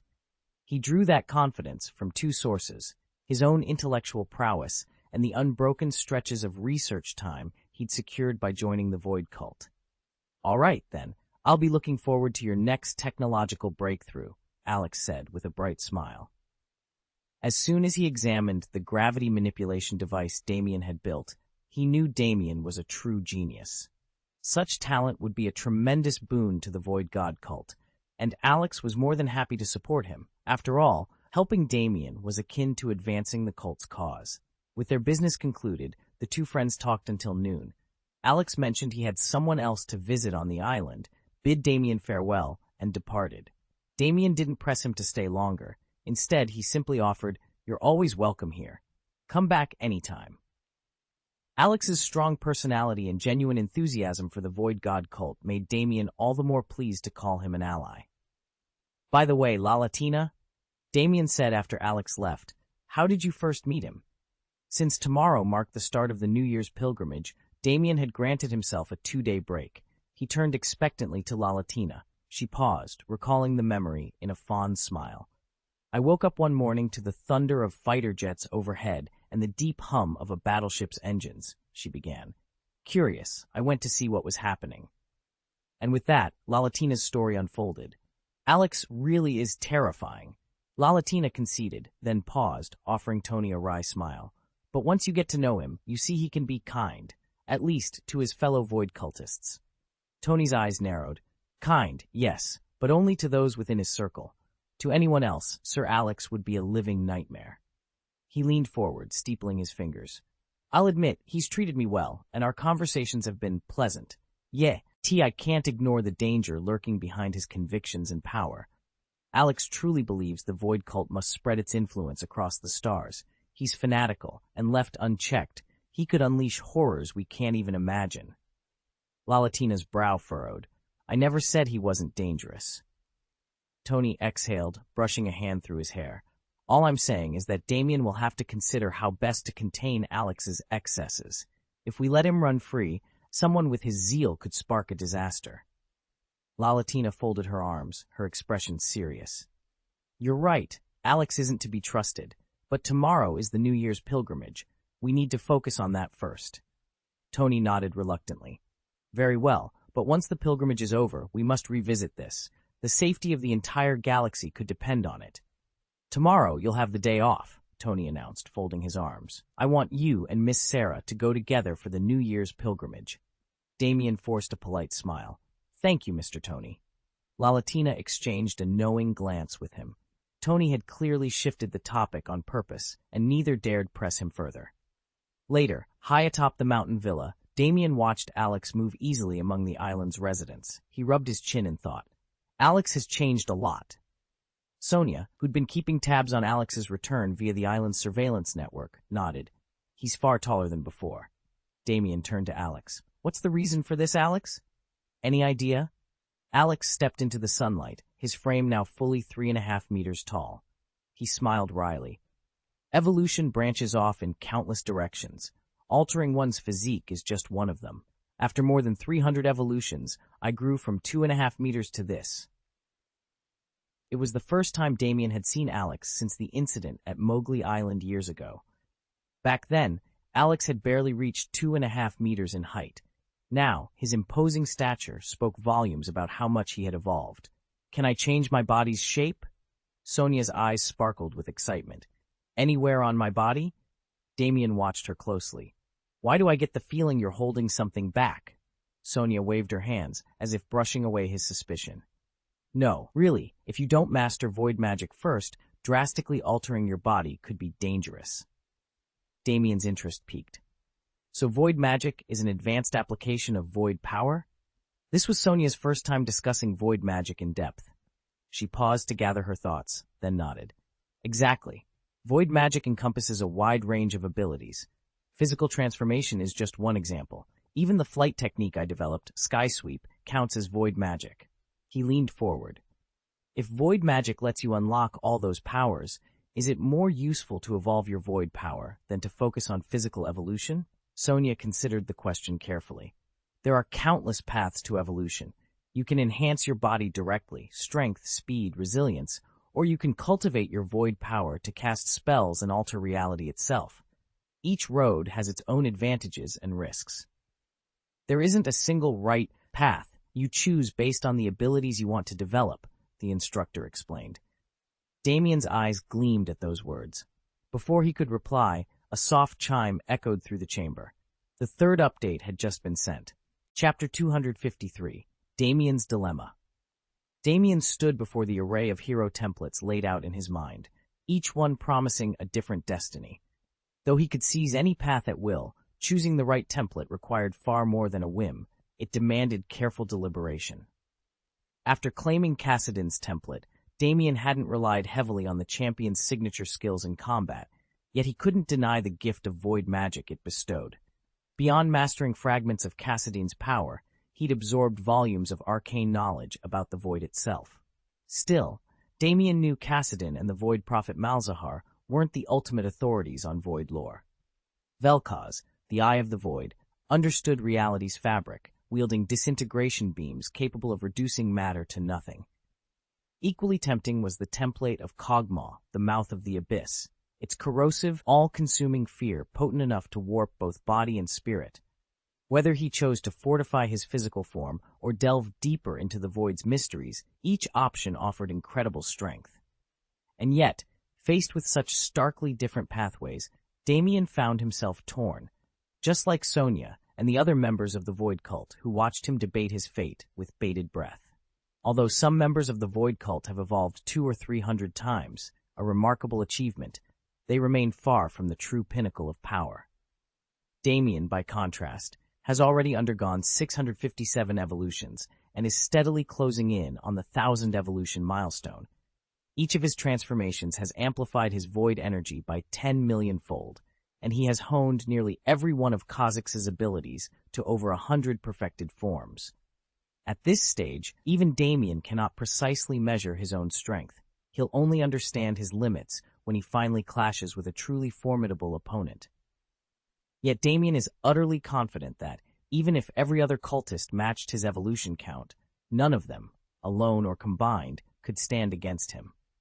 Their shortcoming is not raw power, but understanding. Most lack a deep grasp of the void itself, and so cannot choose the optimal path of evolution. To date, only 3 individuals, Kyle, Renoli, and the Predictor, have achieved the clarity needed to chart their own evolutionary destinies. In the Void Cult, each member has charted a distinct path of evolution, sharpening their greatest strengths while shoring up their weaknesses. Take Kyle, for instance. He's devoted himself to bulking up his physique and mastering void energy so he can fly, overcoming the one shortcoming that left him vulnerable in aerial combat. Those efforts have vaulted him into the upper ranks of the cult's most formidable warriors. Then there's the precog. On the surface, he seems to cultivate much like Kyle, building both body and void power, but Damien knows there's something far more advanced at work, an innate gift for prediction. No amount of muscle or flight alone can match the foresight he brings to every encounter. Renault's focus is speed. He too has strengthened his frame, but all those enhancements funnel into one goal, becoming the fastest superhuman alive. His evolution is straightforward. Push the limits of his power until there's no weakness left to exploit. Tony stands apart. He wasn't born with any special gift, but his razor-sharp intellect and ingenuity turned that into an advantage. By designing a suit of steel armor to amplify his every move, he sidestepped the vulnerabilities common to born superhumans. Watching Tony's success inspired Damien himself. He resolved to center his own growth on void energy, weaving it seamlessly into his armored defenses, and in doing so, found a clear, unified path forward. Of all the cult's members, though, the one Damien finds most inscrutable is Sonya. He can track Kyle's tactics, anticipate the precog's predictions, measure Renault's velocity, and even grasp Tony's mechanical genius. But Sonya's true thoughts and intentions remain a mystery. Every time he's near her, he's haunted by the question, what's really going on inside her mind? Damien had long since lost count of how many times he'd watched Sonya train. Her mastery of academics was only matched by her uncanny ability to dissect her own weaknesses and methodically patch every gap in her skills. Outside of her regular duties, she devoted hours each day to sharpening her combat instincts, a discipline Damien had ample time to observe from the quiet isolation of the mountain villa. From everything he'd seen, Sonya's current strength rivaled and often surpassed that of Kyle, Renoli, Predictor, Alex, and Tony. What made her so fearsome in battle wasn't just raw power, but her relentless drive to improve. Through the system's interface, Damien had witnessed Sonya evolve 351 times, more than 10 times the number of evolutions Alex had achieved. Remarkably, she'd never boasted about it. On the contrary, despite the seismic shifts in her abilities, Sonya's modest, unassuming nature remained unchanged. Given her character and the staggering extent of her evolution, It was no surprise Damien considered her the island's true dark horse, an unheralded force cloaked in complete invisibility. Chapter 8. Many Paths of Evolution. Damien glanced over at Sonia, recognizing that the moment had come to share some crucial insights. He'd been mulling over Mr. Cassidy's words for days. Evolution offered myriad directions, and none was absolutely right or wrong. It was time she understood that truth too. Sonia sat cross-legged on the training floor, eyes unfocused as she replayed Cassidy's lesson in her mind. Until now, she'd zeroed in on one obvious weakness. She couldn't fly. In her early missions, whenever enemies swooped down on high ground or retreated to rooftops, she'd felt helpless. Naturally, she'd resolved to develop flight at all costs. But Cassidy had opened her eyes to a broader spectrum. The void grants more than just wings, he'd told her. Impact, explosion, condensation. You name it. With a faint smile, he added, there are powers out there so devastatingly effective that many can only watch in envy, but that doesn't mean you must pursue them all. Sonia drew in a slow breath. Flight was flashy, no doubt, but it wasn't her only option. If she focused on raw void energy, she could unleash seismic blows, conjure area detonations, or even condense energy into razor-sharp spheres. Yet none of those abilities felt like the core she wanted to build upon. She looked up as Damien approached, every bit as earnest as she remembered him when they'd first met. "You've been thinking," he said softly. "I wondered when you'd arrive at this point." "I have," she admitted, straightening. "I still want to harness void energy, but not as my primary path. My real need is to strengthen what I already have, my body, my reflexes, my mind. Muscles that move faster, nerves that react quicker, intellect that adapts in an instant. If I can evolve those, I can wield any power more safely and effectively." Damien nodded approvingly. "Exactly. If you rush into new abilities without a solid foundation, you risk losing control, and if you lose control around Mr. Cassidy," he let the sentence hang, his meaning clear. "Then I'll be the one who suffers," Sonia finished. She squared her shoulders. "I owe it to him and to myself to be prepared, so I'm going to focus on improving my physical and mental capacities first. Once I've stabilized those, I can explore the void's more exotic applications without fear." A warm light passed over Damien's face, pride, relief, and a hint of excitement. "Good. I'll help you outline a training regimen. We'll start with reaction drills and cognitive enhancement exercises. Then, when you're ready, we'll revisit your void potential." Sonia allowed herself a small smile. Finally, her path felt clear, and with Damien's guidance, she knew she wouldn't lose her way. Sonia paused to consider her next steps. First, she honed her reaction times and accelerated her thought processes. With each new evolution, she felt instinctive combat awareness blossom and gained astonishing control over her body. These days, just minutes after triggering an upgrade, Sonia could palpably sense every surge of newfound strength, so reliably, in fact, that she rarely stumbled in front of Mr. Cassidy. Rarely, because when he returned after more than a year away, her longing was so intense she mistook a passing shadow for him and promptly made a complete fool of herself. Gathering her composure, she broached the topic that had been nagging her.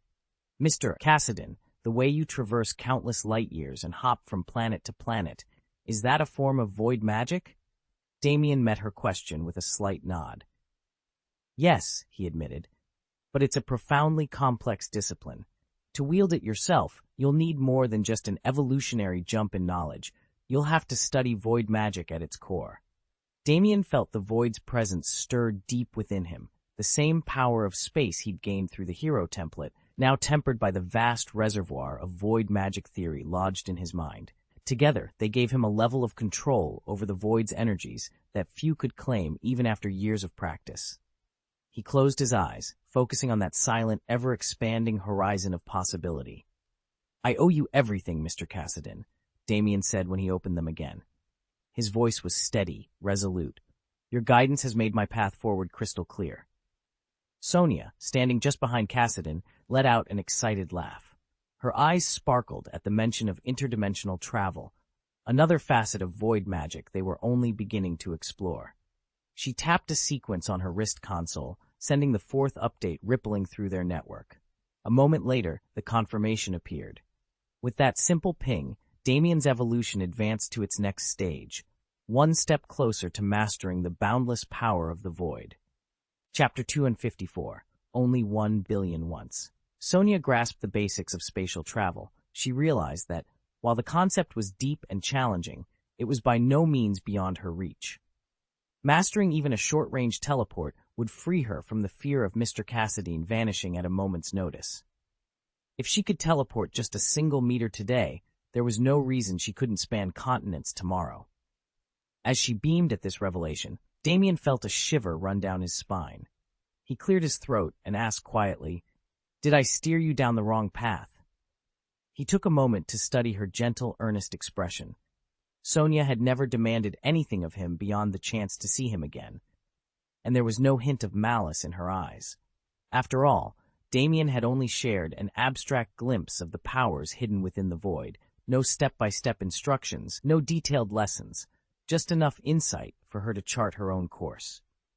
Damien Cassadine leaned back, dismissing any lingering doubts that their doctrine might actually hold water. He'd mulled it over for a moment, then decided there was no point in taking it to heart.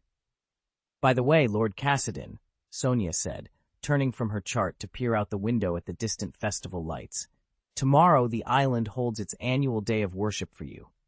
Cassadine raised an eyebrow. "Are you expecting me to make an appearance again?" "It's only been 3 years," Sonia replied with a playful shrug. "Surely once every decade is enough, right?" He offered a half-smile. "Exactly. My first visit was meant to let everyone on Void Island know I'm truly watching. Now the newcomers will hear the stories for themselves. There's no need for an annual manifestation." "Fair enough," Sonia agreed, her grin unusually bright. She'd secretly hoped to ring in the new year with a glimpse of the saint, but Damien's decision didn't dampen her spirits. He couldn't help but notice how cheerfully she regarded the festivities today. Damien hesitated. He felt a twinge of curiosity, but asking might seem too prying. Instead, he stepped onto the balcony and let the crisp winter breeze wash over him. Below, members of the Void cult bustled across the island, stringing lanterns and weaving festive garlands.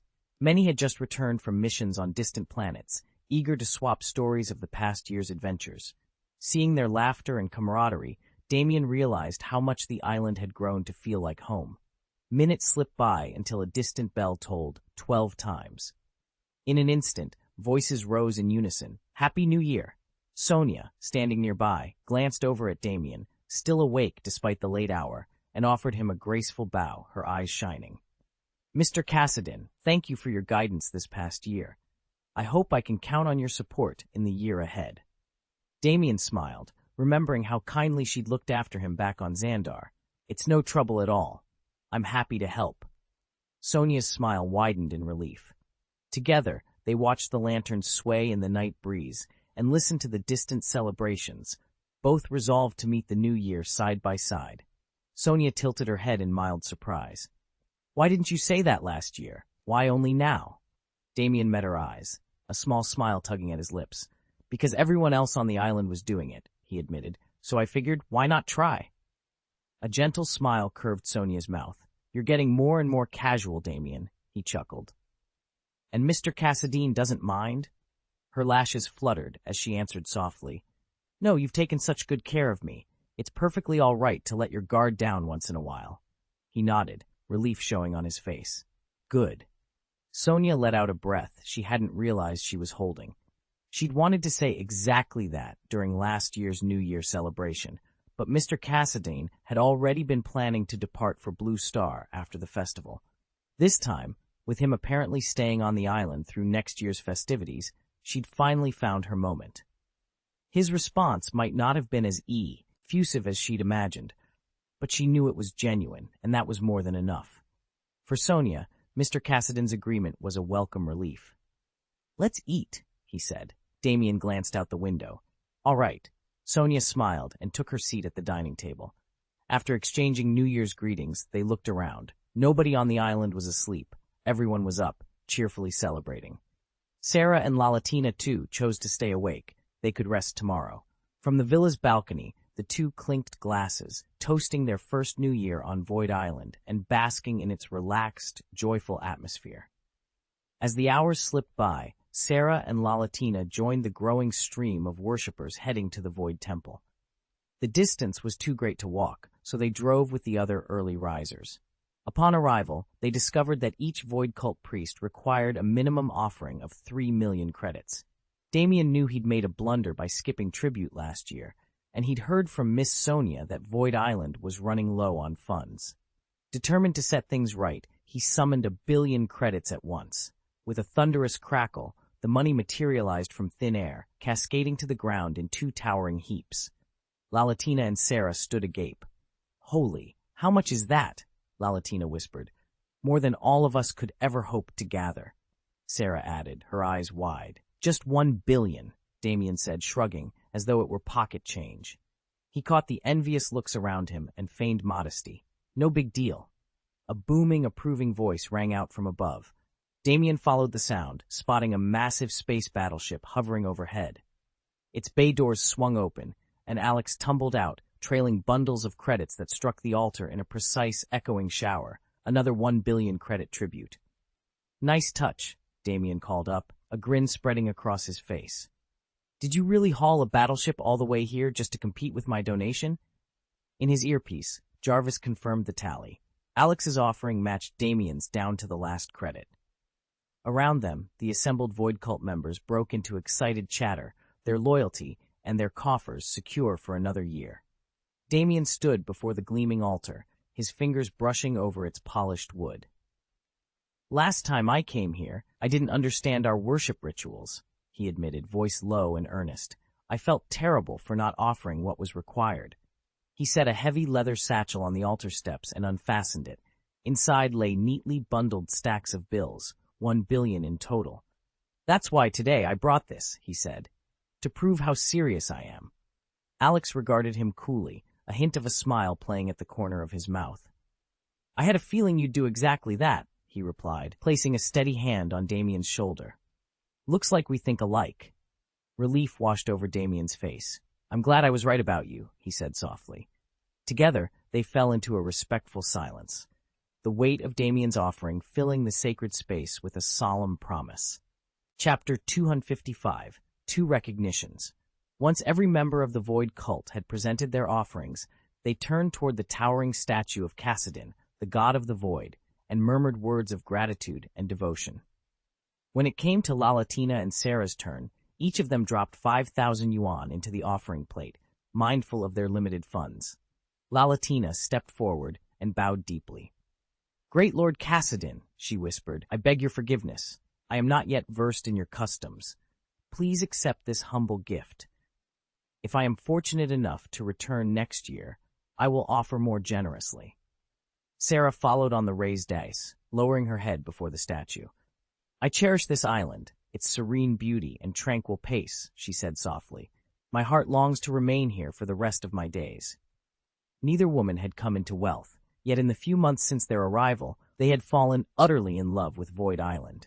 Though still under development and not as advanced as bustling Xandar City, the island's facilities were adequate, and life unfolded with a gentle ease, a paradise they both yearned to call home. Just then, a hush fell over the gathered crowd. Purple energy cascaded from the sky, washing over Lalatina and Sarah in brilliant, shifting hues. Alex's eyes widened with awe. "As I suspected," he breathed, voice trembling, "the mighty Lord Kassadin, the god of the Void, has truly noticed us." Tony stood back, a faint smile playing at his lips, as both women began to levitate. The Void's power poured into their bodies, weaving through their flesh and altering them in real time. He had anticipated Lalatina's transformation.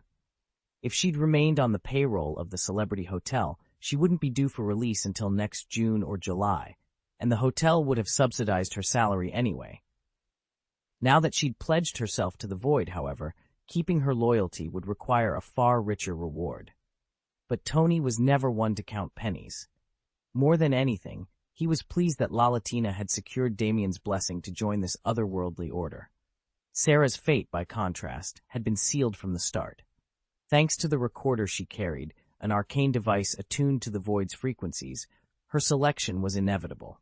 Her ascension held no surprises. It was simply destiny unfolding. Tony watched as the final strands of purple energy sank into the two women, reshaping them into agents of the void. With Damien's approval and the recorder's guidance, the ceremony was complete. The god of the void had spoken, and his new disciples stood ready. As long as Miss Sarah's work meets the Council's standards, there's no need to tinker with it. After all, the island's population is small. They've all met and grown familiar with one another, and they'll now be even more inclined to welcome Sarah. That means 2 more women have arrived on Void Island, someone noted. Lacey couldn't hide her delight. Void Island had much to offer, but it sorely lacked female companionship. Even though Sarah had brought someone new, that newcomer wouldn't truly fit in until she officially joined the Void cult. Their values differed so greatly that, no matter how kind Sarah was, full assimilation would remain an uphill struggle. "Kyle, stop showing them how to advance along the physical stream," Renoli chided as she caught the eager spark in his eyes. Claudia remembered Kyle's earlier remarks. He insisted that the physical stream offered the quickest and most dramatic boost in strength and durability, making it the most tempting path for any aspiring cultivator. Claudia, once as distant and regal as an ice goddess, never reappeared. Instead, in a moment of raw power, she transformed into a towering female Tyrannosaurus. "Where they go from here is beyond my control," she declared. Kyle offered a shrug, feigning innocence. "I merely spoke my mind. Let us give thanks to the great god of the void, Lord Cassidin, for his favor." Sarah, newly initiated into the void's embrace, stared in awe at the massive Cassidin statue before her. Bowing deeply, she whispered, "Thank you, Lord Cassidin, for granting me new life." Lalatina felt a thrill of astonishment. She had never dared hope for the void god's recognition, but she also understood the incredible power this blessing would confer. Turning to Mr. Tony, who hovered above and behind her, she said with heartfelt gratitude, "Thank you, Mr. Tony, for bringing me to Void Island." Tony smiled gently, touched by her sincerity. "It wasn't me who swayed Lord Cassidin," he replied. "Your own honesty and devotion moved him. All the credit belongs to you." Because only Damien's approval could grant passage into the void, every other recommendation, even one from the Celestial King, was meaningless without his nod. Now that she had it, Sarah stood on the threshold of a new world.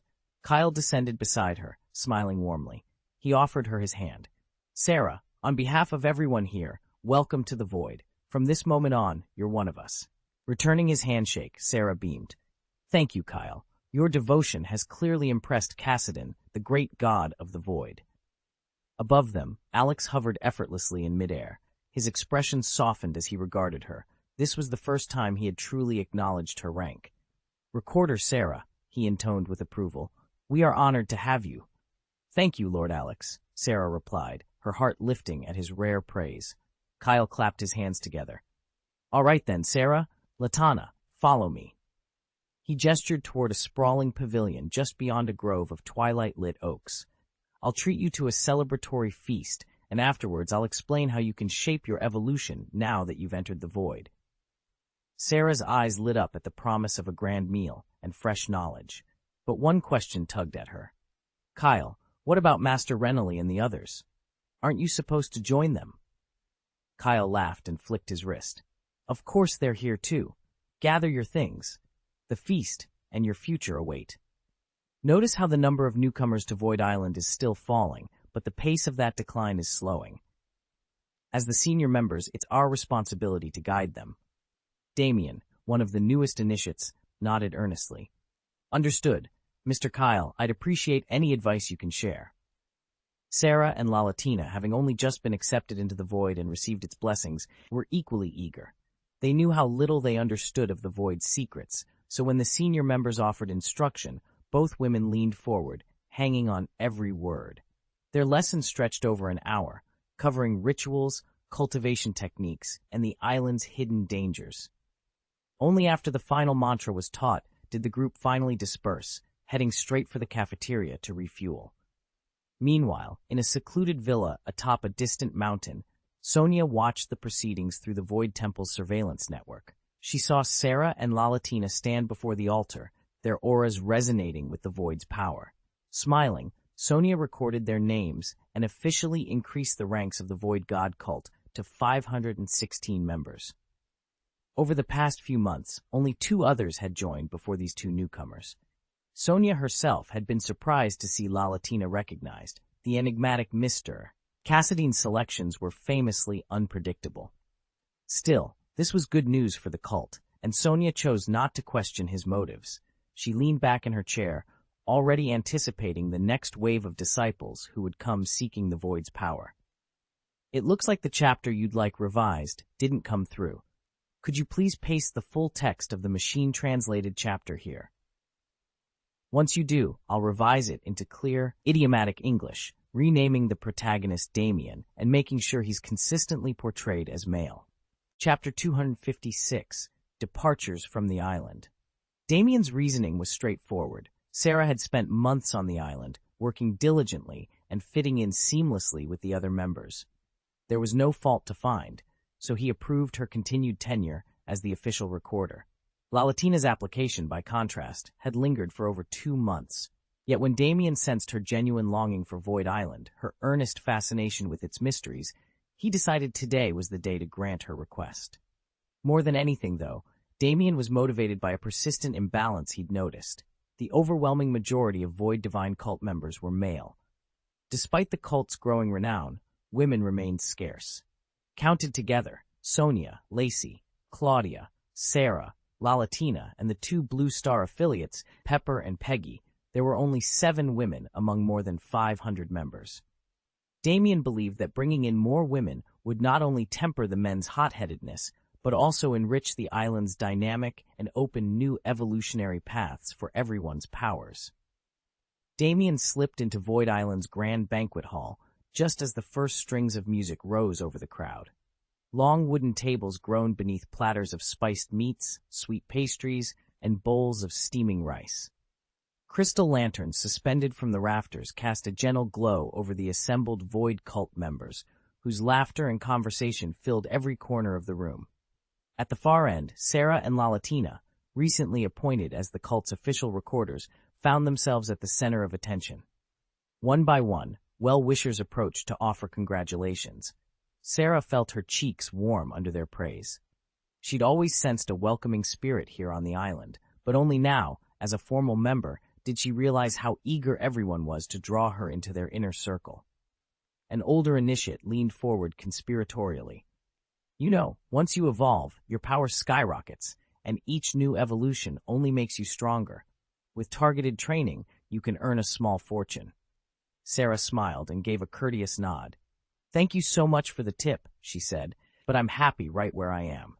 She tapped the stack of ledgers by her side, a silent reminder that she loved her role as record keeper. Rumor had it the job demanded 12-hour days, but in practice she could pause whenever she needed.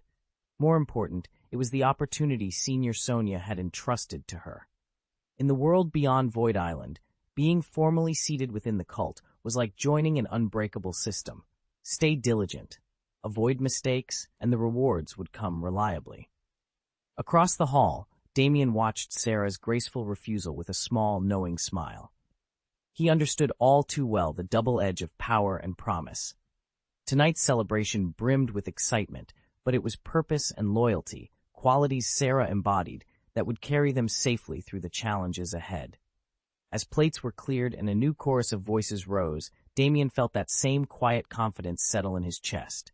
With steady hands and steadfast hearts, they would see the Void's grand design through to its end. Lalatina, however, listened closely and didn't rush to set sail. In her mind, any recognition from Lord Cassadine was entirely thanks to Tony's support. Tony had warned from the start that anyone else seeking to work under him wouldn't stand a chance, and now she understood exactly what he meant.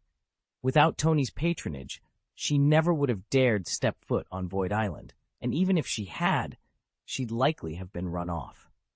The only reason the Void Cult members treated her kindly was because Tony had brought her there, so she knew she owed him her place and her safety. But learning about all the different paths of evolution truly opened Sarah's and Lalatina's eyes. Before they knew it, New Year's Day was over. Lalatina only got the one holiday, and the very next morning she was back on duty. Tony, on the other hand, took a few days off, for which he had Alex's blessing. After the new year, Alex planned to send the team of scientists from Mowgli to meet Tony within a few days. Damien knew that once the New Year's pilgrimage ended, many islanders would be preparing to depart, so he made a point of returning to the Temple of Records first thing the next morning. When he arrived right at dawn, he found the 3-meter-tall red giant, Lord Alex, waiting at the temple's entrance. "Good morning, Lord Alex," Damien said with a nod. "You're up bright and early." Alex turned his gaze down to the much smaller figure before him. Damien braced himself. After all, the giant's expression had been less than welcoming the day before, but to his surprise, Alex's initial displeasure had already faded. "Punctual as always," Alex observed. "With so many people leaving the island today, I couldn't afford to be late," Damien replied. "But it looks like I'm the first one here." Alex let out a low chuckle. "The pilgrimage only just ended. Aren't you planning to stay on the island a few more days? I hear Master Kyle and the others were hoping to speak with you." Damien returned the smile. The acknowledgement in Alex's tone was enough to lift any lingering fatigue from his holiday. Together, they stepped inside the Temple of Records, ready to begin another day's work. Damien brushed a strand of dark hair behind his ear and checked his datapad one more time. "There's still a lot to be done on Mowgli," he said, "and I've already arranged for Tony to send someone out as soon as possible to help with his research." Sarah nodded. "Of course you'll have to return there." Damien tapped his pad. "Let's coordinate with Kyle and the others the next time we meet."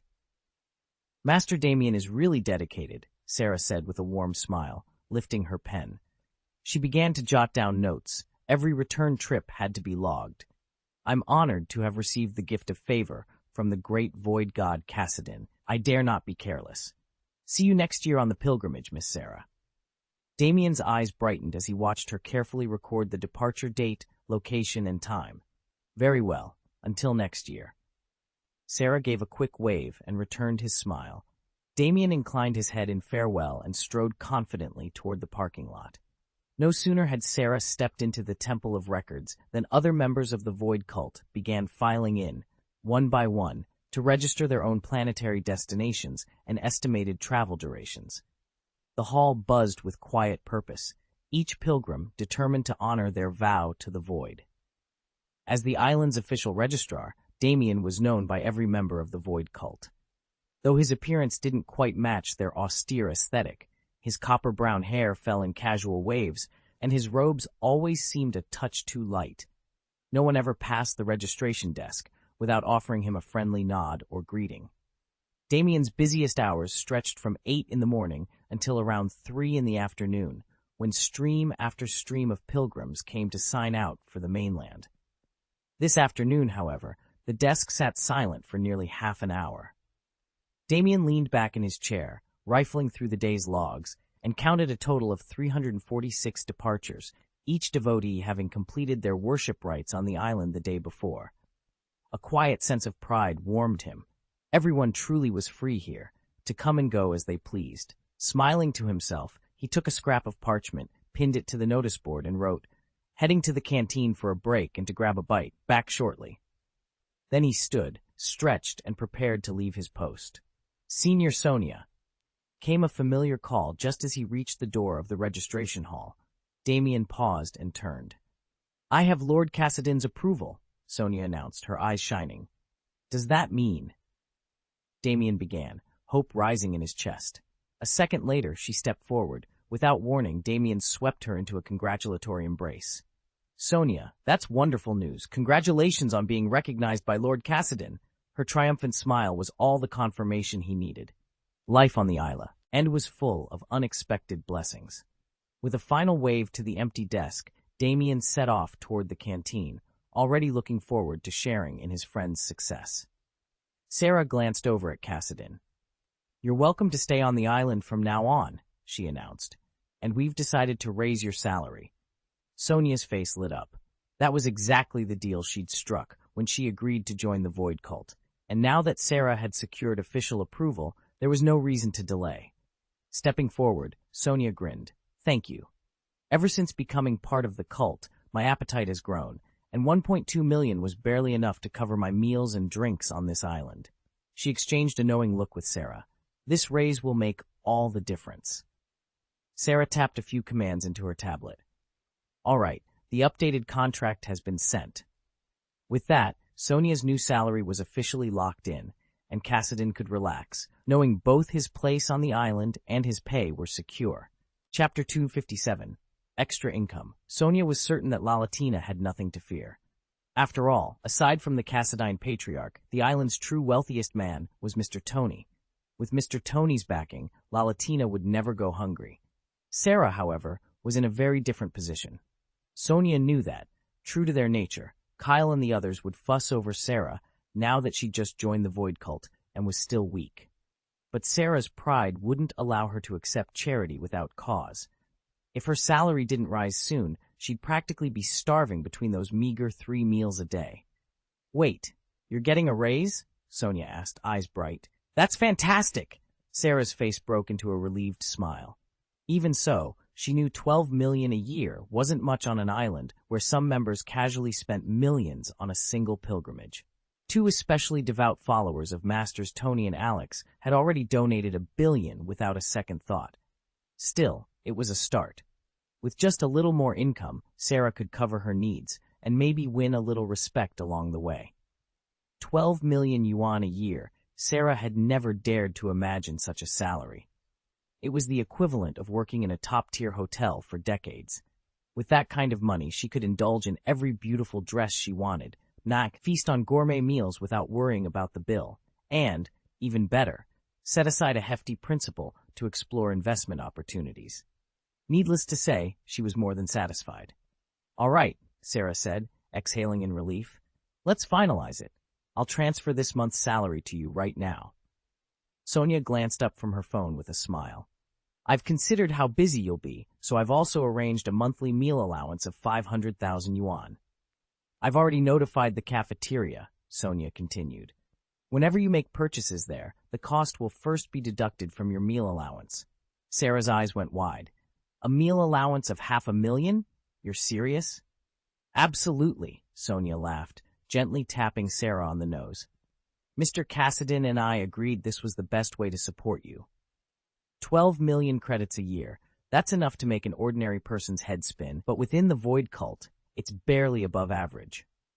Most pilgrims on the New Year's offering give only 3 to 5 million apiece. Even a single person's contribution equals a quarter of Sarah's annual salary. If the cult expects its followers to devote themselves wholeheartedly to Void Island, it must dangle just the right rewards. Big enough to satisfy, but not so extravagant that suspicions arise.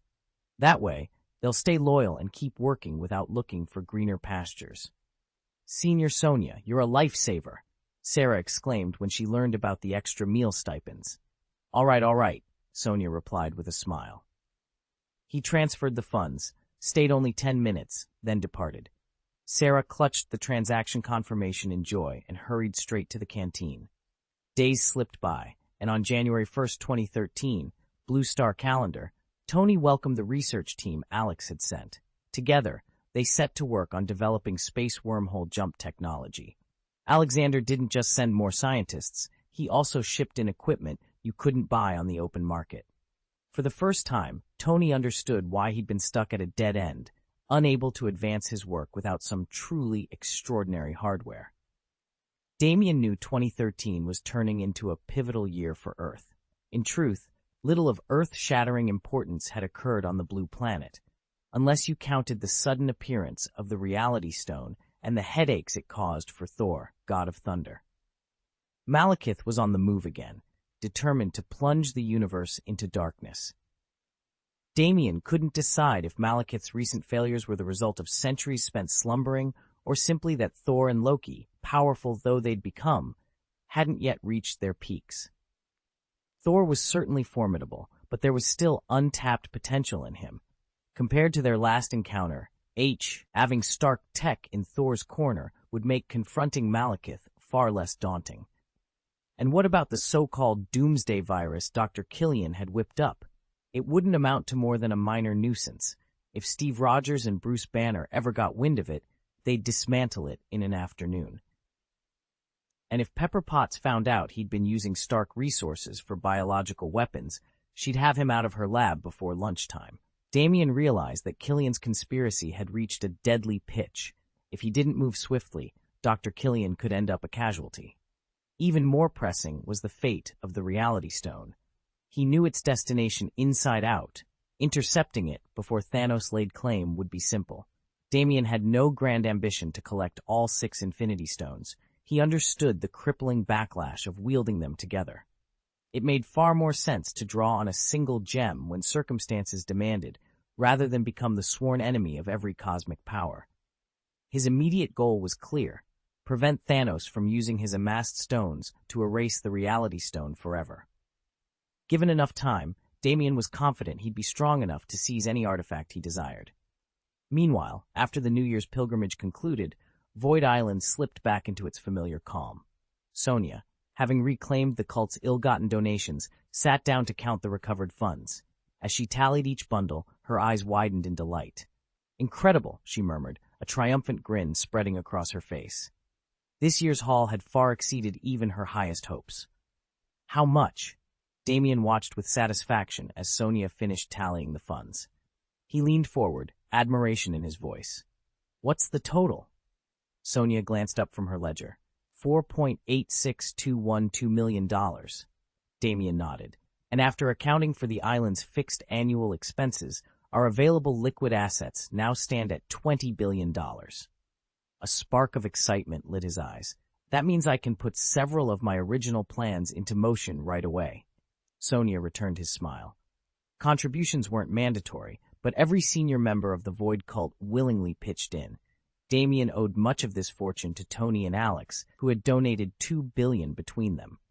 Their gifts might not match that level every year, but as membership grows, annual donations alone will be substantial. Sonia's priorities were clear. First, develop the core facilities on Void Island. Then, gradually enhance the smaller surrounding isles. As the headquarters of the Void God cult, Void Island needed to offer all the amenities members enjoyed in the outside world. Only with proper infrastructure, dormitories, clinics, training halls, markets, could every recruit truly feel at home. "Well, it's your call." Damien's eyebrows rose in surprise when Sonia reported that liquidity had swelled to $20 billion. He exchanged a determined look with her, then gave a single nod. With that, he hit send. The third update was off. Chapter 258, A Practical Breakthrough. Mr. Cassidon granted his approval, and Sonia wasted no time pulling out her original blueprints. Under her precise direction, the massive excavation on Void Island was underway, and in less than 3 days, the first stage was already complete. Familiar orange and white cranes and bulldozers from the renowned construction firm reappeared, drawing a steady crowd of curious onlookers. Even the men of the Void cult couldn't tear their eyes away from the machinery's thundering roar. Among the spectators, Sarah spotted Lord Renoli and Lord Kyle standing shoulder to shoulder with the laborers, their faces alight with anticipation. Word had clearly spread that something special was unfolding. Sarah strode up to Lord Kyle and teased, "Lord Kyle, aren't you supposed to be off practicing your techniques?" Kyle glanced down at her with a wry smile. "I'll get to that shortly," he replied. "Right now, I want to see Sonia's plan in action." Sarah raised an eyebrow but fell silent as a colossal hydraulic arm bit into the mountainside, sending fragments of rock tumbling down in avalanches. Cranes swung heavy buckets of earth across the clearing, while bulldozers carved smooth terraces into the slope. Dust billowed in golden clouds with every crash of metal on stone. Suddenly, Sonia's voice crackled over a megaphone. "Excellent progress, everyone. Keep those excavators running at full speed until we reach the reinforced bedrock. Once that's leveled, we'll begin laying the foundation." A ripple of excitement spread through the crowd. Sarah exchanged a glance with Kyle. "So that's the breakthrough," she murmured. Kyle's eyes gleamed as he watched the machines gnawing away at the earth. "Theory is one thing," he said softly, "but seeing it executed on this scale, it's a reminder that real power lies in turning ideas into reality." Sarah nodded, her earlier skepticism replaced by genuine curiosity. Together, they leaned against the safety railing, ready to witness the next stage of Sonia's audacious project and the practical revolution it promised for Void Island. "Is it really that fascinating to watch these machines at work?" Sarah asked. noticing not only Master Kyle's rapt attention but that of several other men clustered around the heavy equipment. Mr. Tony says men love the romance of big machinery in motion, especially when it reshapes earth and rock, Lalatina chimed in. Now that Tony spent all his time in the lab, she'd found herself with extra free hours and decided to see what all the talk was about. I suppose I'll take a look too. Sarah shrugged. She didn't fully understand Lalatina's motives, but with nothing better to do, she followed. The scene they encountered was almost absurd. A squad of powerful flying men hovering casually above a crew from Empire Builders, who were busy operating bulldozers and drills. The construction workers, long accustomed to these unusual spectators, barely glanced upward and carried on with their tasks, unconcerned.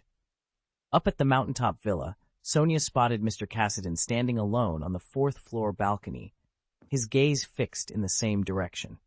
Curious, she stepped beside him and peered out, wondering what could have captured his attention so completely. Cassidy stood beside the massive apparatus, watching its every move. Sonia had picked up a great deal about its inner workings, yet she still found it amusing how certain men were inexplicably drawn to heavy machinery. She certainly hadn't expected someone of Mr. Cassidy's caliber, whose strength could, with ease, level an island or split a mountain, to be so entranced by a lab instrument. Still, if he enjoyed observing it, she saw no harm in indulging him. She stretched out on the adjacent lounge chair, crossed her long, pale legs, and returned to her work. When the new year arrived, Void Island settled back into its usual tranquility. 4 quiet months passed. Winter's snowmelt gave way to spring's bloom, and a variety of new recreational facilities sprouted up across the landscape. Meanwhile, Tony, backed by a team of 13 top scientists, brought Prototype 1 online, the first machine capable of performing wormhole jumps.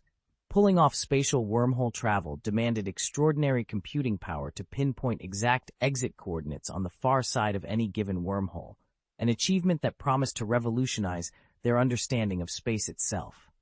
Unit 1 had to deliver 3 critical capabilities. 1. Ultra-long-range radar scanning.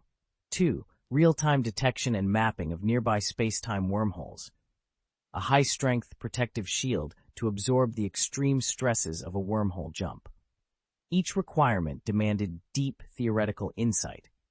Even for a genius like Damien Stark, with mountains of research data at his fingertips, the prototype barely matched the wormhole jump drives fitted to commercially purchased interstellar battleships.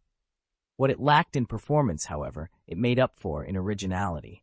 In just 4 months, Damien had decoded the underlying physics well enough to build his own functioning wormhole drive system. Now came the hard part: refinement. 13 scientists from Mowgli Labs watched as Damien traced complex equations, tweaked parameters, and absorbed every nuance of his own design. Even Jarvis, with no organic brain of its own, demonstrated analytical capabilities that ranked it among the most advanced AIs ever built. Together, they were ready to push Unit 1 far beyond its maiden test run and close the gap on the galaxy's best wormhole technology. No wonder General Alex had insisted on pairing his team with Damien. Although Damien hailed from Blue Star, a world still primitive by galactic standards, his talent was undeniable. After 8 months of sleepless nights in the lab, he'd finally completed Prototype Unit 1. Stepping out into the afternoon light, he escorted the 13 visiting scientists to a celebratory banquet, then quietly arranged for each of them to receive a 30 million credit bonus as a token of his gratitude. Back in his quarters, Damien accepted the bottle of vintage wine Lalatina had thoughtfully brought him. He raised it to the window and watched as the forest beyond stirred to life under spring's gentle touch. The sight reminded him that even the most driven researcher needs a moment to breathe. He decided he'd earned a short break, just a few days to rest before diving into the next phase of his work. After all, balance was the key to sustaining passion. Without it, any genius risked burning out. Lalatina stepped forward, tablet in hand. "Sir, you wanted to contact Miss Sonia?" Damien smiled and set the wine aside. "Yes, please send her word that our wormhole project has taken a monumental step forward. Unit 1 is fully operational. Arrange the secure link as soon as you can." As Lalatina tapped commands into the interface, Damien allowed himself a final appreciative gaze at the budding treetops. Tomorrow, the real work would resume, but tonight, he'd toast to success. Tony set down his wine glass and leaned back in his chair, a confident smile on his lips. "Give me a little time," he began. "I can't promise we'll build a warp drive breakthrough that completely outclasses every wormhole jump system out there, yet, but we can certainly achieve similar performance on our own terms." He took another sip of wine. "In the meantime, I think you all deserve a few days off. Consider it a holiday." "Thank you for all your hard work, Mr. Tony," Lalatina said, her eyes shining with genuine admiration. She might not grasp every technical detail, but she understood the fortune they stood to make by mastering their own space jump technology. Tony regarded her thoughtfully. "By the way, I haven't forgotten my promise to Kyle and the others. I'd like to take the whole team to that celebrity hotel next week." Lalatina broke into a grin. "It has been more than half a year since you first suggested it. They'd practically written you off as a workaholic if you didn't follow through." With a casual shrug, Tony agreed. "Then it's decided. Enjoy the trip. It's on me." Lalatina nodded enthusiastically. "Thank you, Mr. Tony. I'm sure everyone will love it." Tony raised his glass in a final toast. "Here's to innovation and a well-earned break." Damien had been holed up in the laboratory for 7 months straight, save for the annual New Year's pilgrimage. Between long days spent tinkering with equipment and nights poring over data, he scarcely found a moment's rest. But now that his experiments were finally bearing fruit, he allowed himself a small sigh of relief. No sooner had Damien shared his breakthrough with Lalatina than she picked up the phone and filled Senior Sonia in on the good news. Meanwhile, Damien logged into the group's community board and tagged Kyle. "Where's everyone right now?" As soon as Kyle replied with their location, Damien threw his essentials into his pack, hit send on the 4th status update, and set out to reunite with the team. Chapter 259, Confidence in Strength. Damien entered the briefing room just as Lalatina finished relaying the latest report. A holoscreen hovered over the conference table, displaying Tony's progress on the quantum jump drive. "Mr. Cassadine," Lalatina began, her tone clipped and precise, "Tony has achieved a practical breakthrough in our space jump technology. He says we'll soon be able to push the specifications even further." Sonia leaned forward, eyes bright. 8 months from concept to this point. That's astonishing. I imagine Tony ran into more than a few roadblocks along the way. Damien allowed himself a small, proud smile. Given the complexity of the data and the need for expert consultation, wrapping up the core research in just 8 months is nothing short of miraculous. Remember, quantum jumping is the single most critical function for our battleships. Without it, we can't navigate between star systems. He tapped the table for emphasis. Successfully fielding Unit 1, even as a prototype with limited ancillary systems, means we've solved the biggest hurdle. Now Tony's next task is to design a power reactor robust enough to drive this new jump engine under full combat loads. Once that's completed, we'll be ready to begin constructing the first true space battleship. Sonia glanced at Cassadine, then back at the team. "So our roadmap is clear. Refine the jump drive output, engineer a high-output reactor tailored to the battleship's needs, and then move into hull assembly and weapons integration." Damien nodded. "Exactly. We'll set up parallel development streams, one for propulsion, one for reactor design, and a third for the ship's weapons and defensive systems. With everyone focused, we can keep this program moving at breakneck speed." As the engineers busied themselves with their terminals and schematics, Sonia stood and addressed the group one final time. "Let's get to work. The sooner we complete these milestones, the sooner we'll have a fleet capable of true interstellar deployment." Damien watched his team spring into action, confidence shining in every determined face. After 8 months of relentless effort, they were finally poised to turn Tony's breakthrough into a warship that could carry humanity across the stars. Damien leaned back in his chair, eyes fixed on the schematics of the battleship's power core. "We've run into the same problem every time. Space warships need enormous energy outputs. But Sonia's right. Mr. Tony has already perfected the arc reactor design. We don't have to worry about power generation anymore." Sonia smiled. "Exactly. The arc reactor can supply more than enough energy for any starship we dream up. The real hurdle is the wormhole jump drive, something Tony's been wrestling with for 8 months now. Damien chuckled ruefully. I know he's a genius. He picks up entire scientific disciplines in days and becomes the leading expert overnight.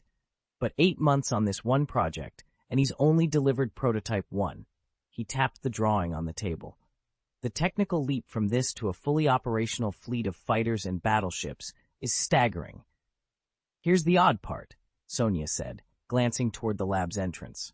We finally cracked the jump drive stabilization problem last night, thanks to a few tweaks in the field equations, and Tony never even showed up to announce it. Mr. Cassidin, who had just walked through the doorway, nodded in agreement. He sent word he's taking a few days off, heading out to who knows where. Sonia's lips curved into a knowing smile. After 8 months of round-the-clock work, he deserves a break. Damien exhaled, tension easing from his shoulders. Fair enough. Let him recharge. We'll be ready to run full-scale tests when he returns. His nature is to wander, Sonia mused. If he weren't under any pressure, he'd spend every day just playing around. Damien smiled at her observation. What kind of pressure is Tony under exactly? Could it be the money problem I mentioned earlier? Sonia asked, raising an eyebrow. That shortfall must have weighed heavily on him, right? Damien shook his head. No, money isn't what's burdening him. Sonia looked genuinely surprised. Then what is it? Damien leaned back, his tone measured. He could have dispelled Tony's worry in an instant. Tony was fretting about the rivals Blue Star might face in a few years. Uncertain whether Damien would come through for him when the time came, Tony carried that anxiety with him day after day, never daring to let his guard down. Yet Damien had no desire to lift that burden. He knew Tony's true character. Without some external pressure, Tony would simply laze around all day, a fact Damien understood all too well. Cassidin shook his head. It's not about the money. Relief washed over Sonia, and she sank into thought. Of course, once a man of Damien's wealth and talent got his venture off the ground, capital would cease to be an issue. And as a Blue Star native, one of the 9 realms that had only just repelled the Chitauri assault, Damien quite possibly feared another alien incursion. Though she had no proof, Sonia felt certain this was the weight he carried. In truth, Damien needn't worry so much. With the backing of the Void Cult and the freedom to travel across planets at will, he possessed every resource necessary. Yet the very fact that he bore this burden spoke volumes about his character. Gathering her courage, Sonia met Cassidin's gaze. Mr. Cassidin, you and Mr. Damien are close. Won't you help him with this? She might not have asked the same of other Void Cult members, but she knew the bond between these two men ran deep. Damien stood by the floor-to-ceiling window, his fingertips tapping a quiet rhythm against the cool glass. Outside, the city lights glittered under a steady drizzle. Behind him, Sonia folded her arms and watched him with thoughtful eyes. Depending on the situation, she said, I might be able to help, but not right now. He turned, meeting her gaze. Sometimes, he replied, voice low, only by shouldering the full weight of our problems can we find the drive to push forward. Sonia gave a slow nod. That's exactly Tony's nature. The more pressure you put on him, the more he digs in and finds a way ahead. He thrives on the challenge. He really is a futurist at heart. Damien stood silent for a moment, sensing exactly where she was heading. When Sonia spoke again, her tone was more measured, almost tender. Your relationship with Tony is strong, but Mr. Cassidine remains an enigma to him. Tony doesn't know whether Cassidine will come through when it counts, so he's carrying that uncertainty all on his own. And make no mistake, Damien, Tony's potential is already astonishing. Damien's expression softened, but his eyes held firm resolve. He doesn't need me breathing down his neck, he said. A little timely guidance can be helpful, but too much interference would only stunt his growth. Sonia studied him for a long moment, then allowed herself a small, knowing smile. Damien returned it, his gaze flickering with determination. I've given Tony an opportunity, he said quietly, almost to himself. One that will forge him into someone strong enough to face every enemy waiting in the shadows. He let the words hang between them, a promise, a warning, and a quiet assurance that whatever came next, Tony would not face it alone. Damien had never let Tony in on his true intentions, that he would unquestionably side with Blue Star. If Tony had known, he would have spent every waking moment plotting against him. Instead, Damien could now swagger openly, secure in Sonia's loyal service, and watching the Void cult blossom under his direction. His confidence wasn't misplaced. Armed with his own formidable power and driven by the plan to seize several Infinity Stones, Damien knew that as long as Thanos failed to collect all 6, he posed no real threat. Without the completed gauntlet, Thanos was hardly the most fearsome force in the cosmos. Countless gods and cosmic entities still lurked beyond his ken. And as long as Damien didn't pick a fight with them, they would leave him be. Freed from fear, he felt perfectly at liberty to pursue his agenda. When Sonia heard Mr. Cassidon's explanation, her suspicions were confirmed. At last, she understood his motives, and why he'd agreed to speak at all. Bound by strict orders, he dared not utter a word unless explicitly instructed. "I'd be happy to help. Could you please paste the chapter you'd like me to rewrite? Once I have the full text, I'll revise it into coherent, idiomatic English and rename Harvey to Damien as requested." Chapter 260, Void Herald Tony Stark. After treating himself to 5 glorious days at an exclusive celebrity resort, Tony Stark returned to his workshop fully recharged and more determined than ever. He plunged back into his research, focused on perfecting the nano-war armor and integrating a formidable energy shield. If he could solve the remaining stability issues, wormhole travel wouldn't be just theoretical, it would be feasible. Admittedly, hauling the suit itself through a wormhole would undoubtedly subject it to intense stress, but Tony was confident he'd find a workaround. With Unit 1 finally up and running, his greatest technical knot had been untangled. Over the next 3 months, he poured every ounce of his genius into upgrading the system.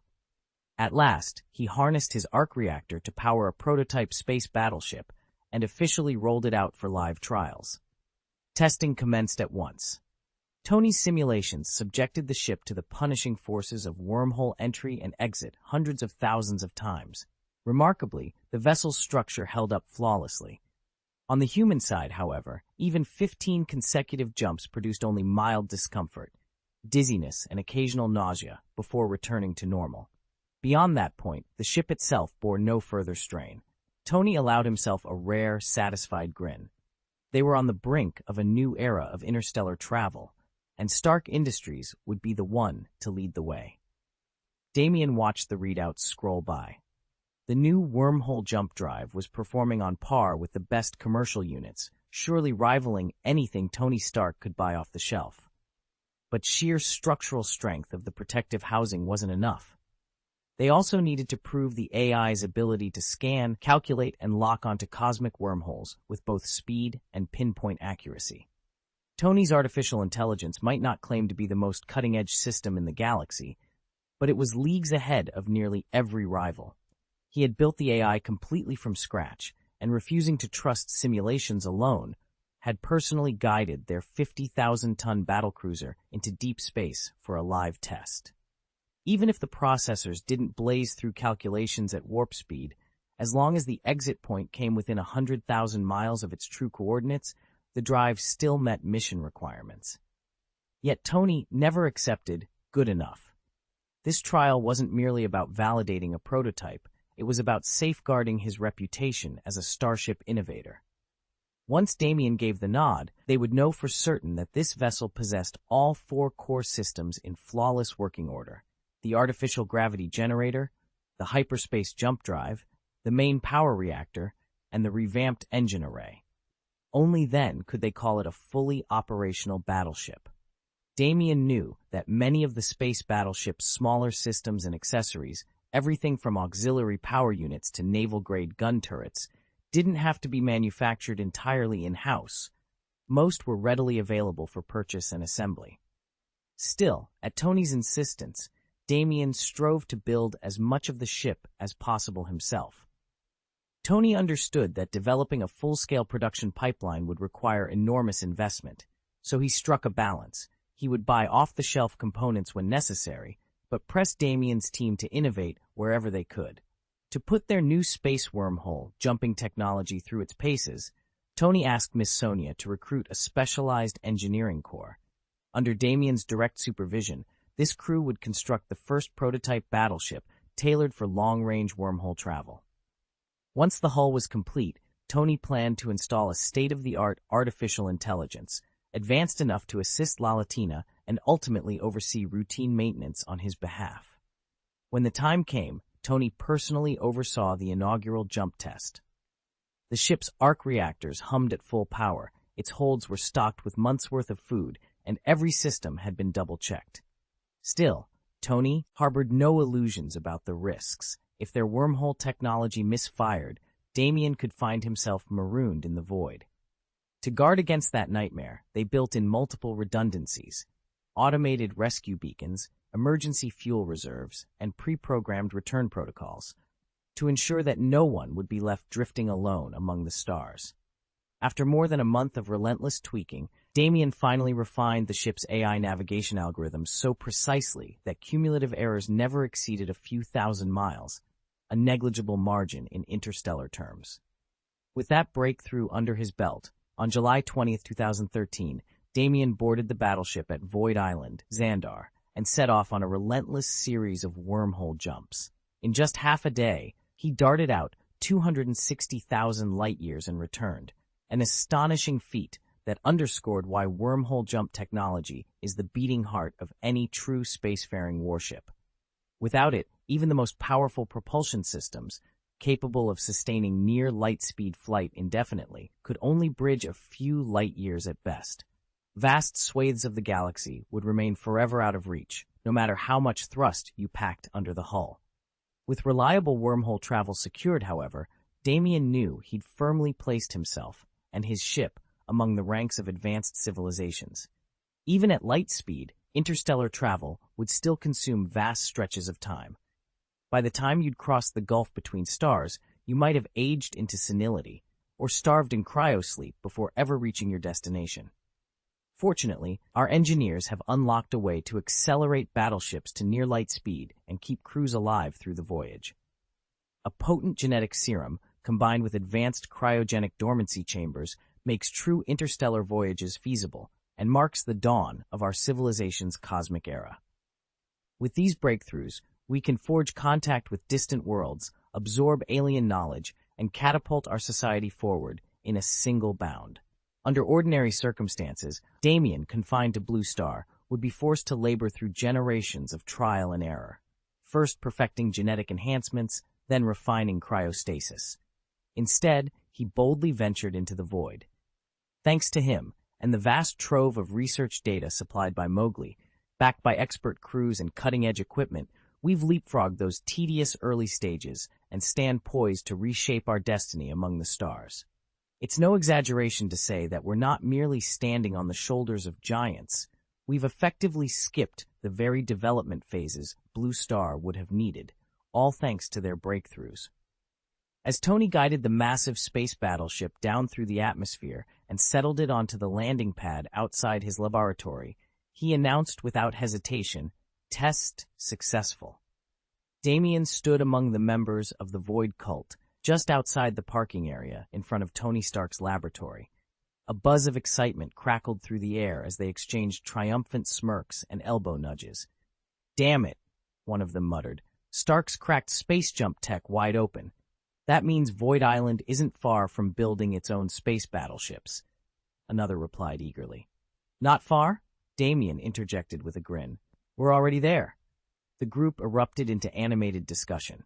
They'd reverse-engineered or outright obtained the critical components that underpin any advanced starship. First came the gravity generator, the heart of Stark's space jump system, then the power armor he'd designed, with its incredible energy output. And, of course, Jarvis, the AI framework, gave them the intelligent core that sophisticated ships require. True, Stark's thruster engines aren't the best, one disciple admitted, but those are off the shelf. We can buy stronger models on the open market. Exactly, Damien agreed. Stark may have pioneered the void jump and built the suits, but he's already handed us everything we need. We're standing on the solid foundation of a new galactic power. A surge of pride swept through the gathered cultists.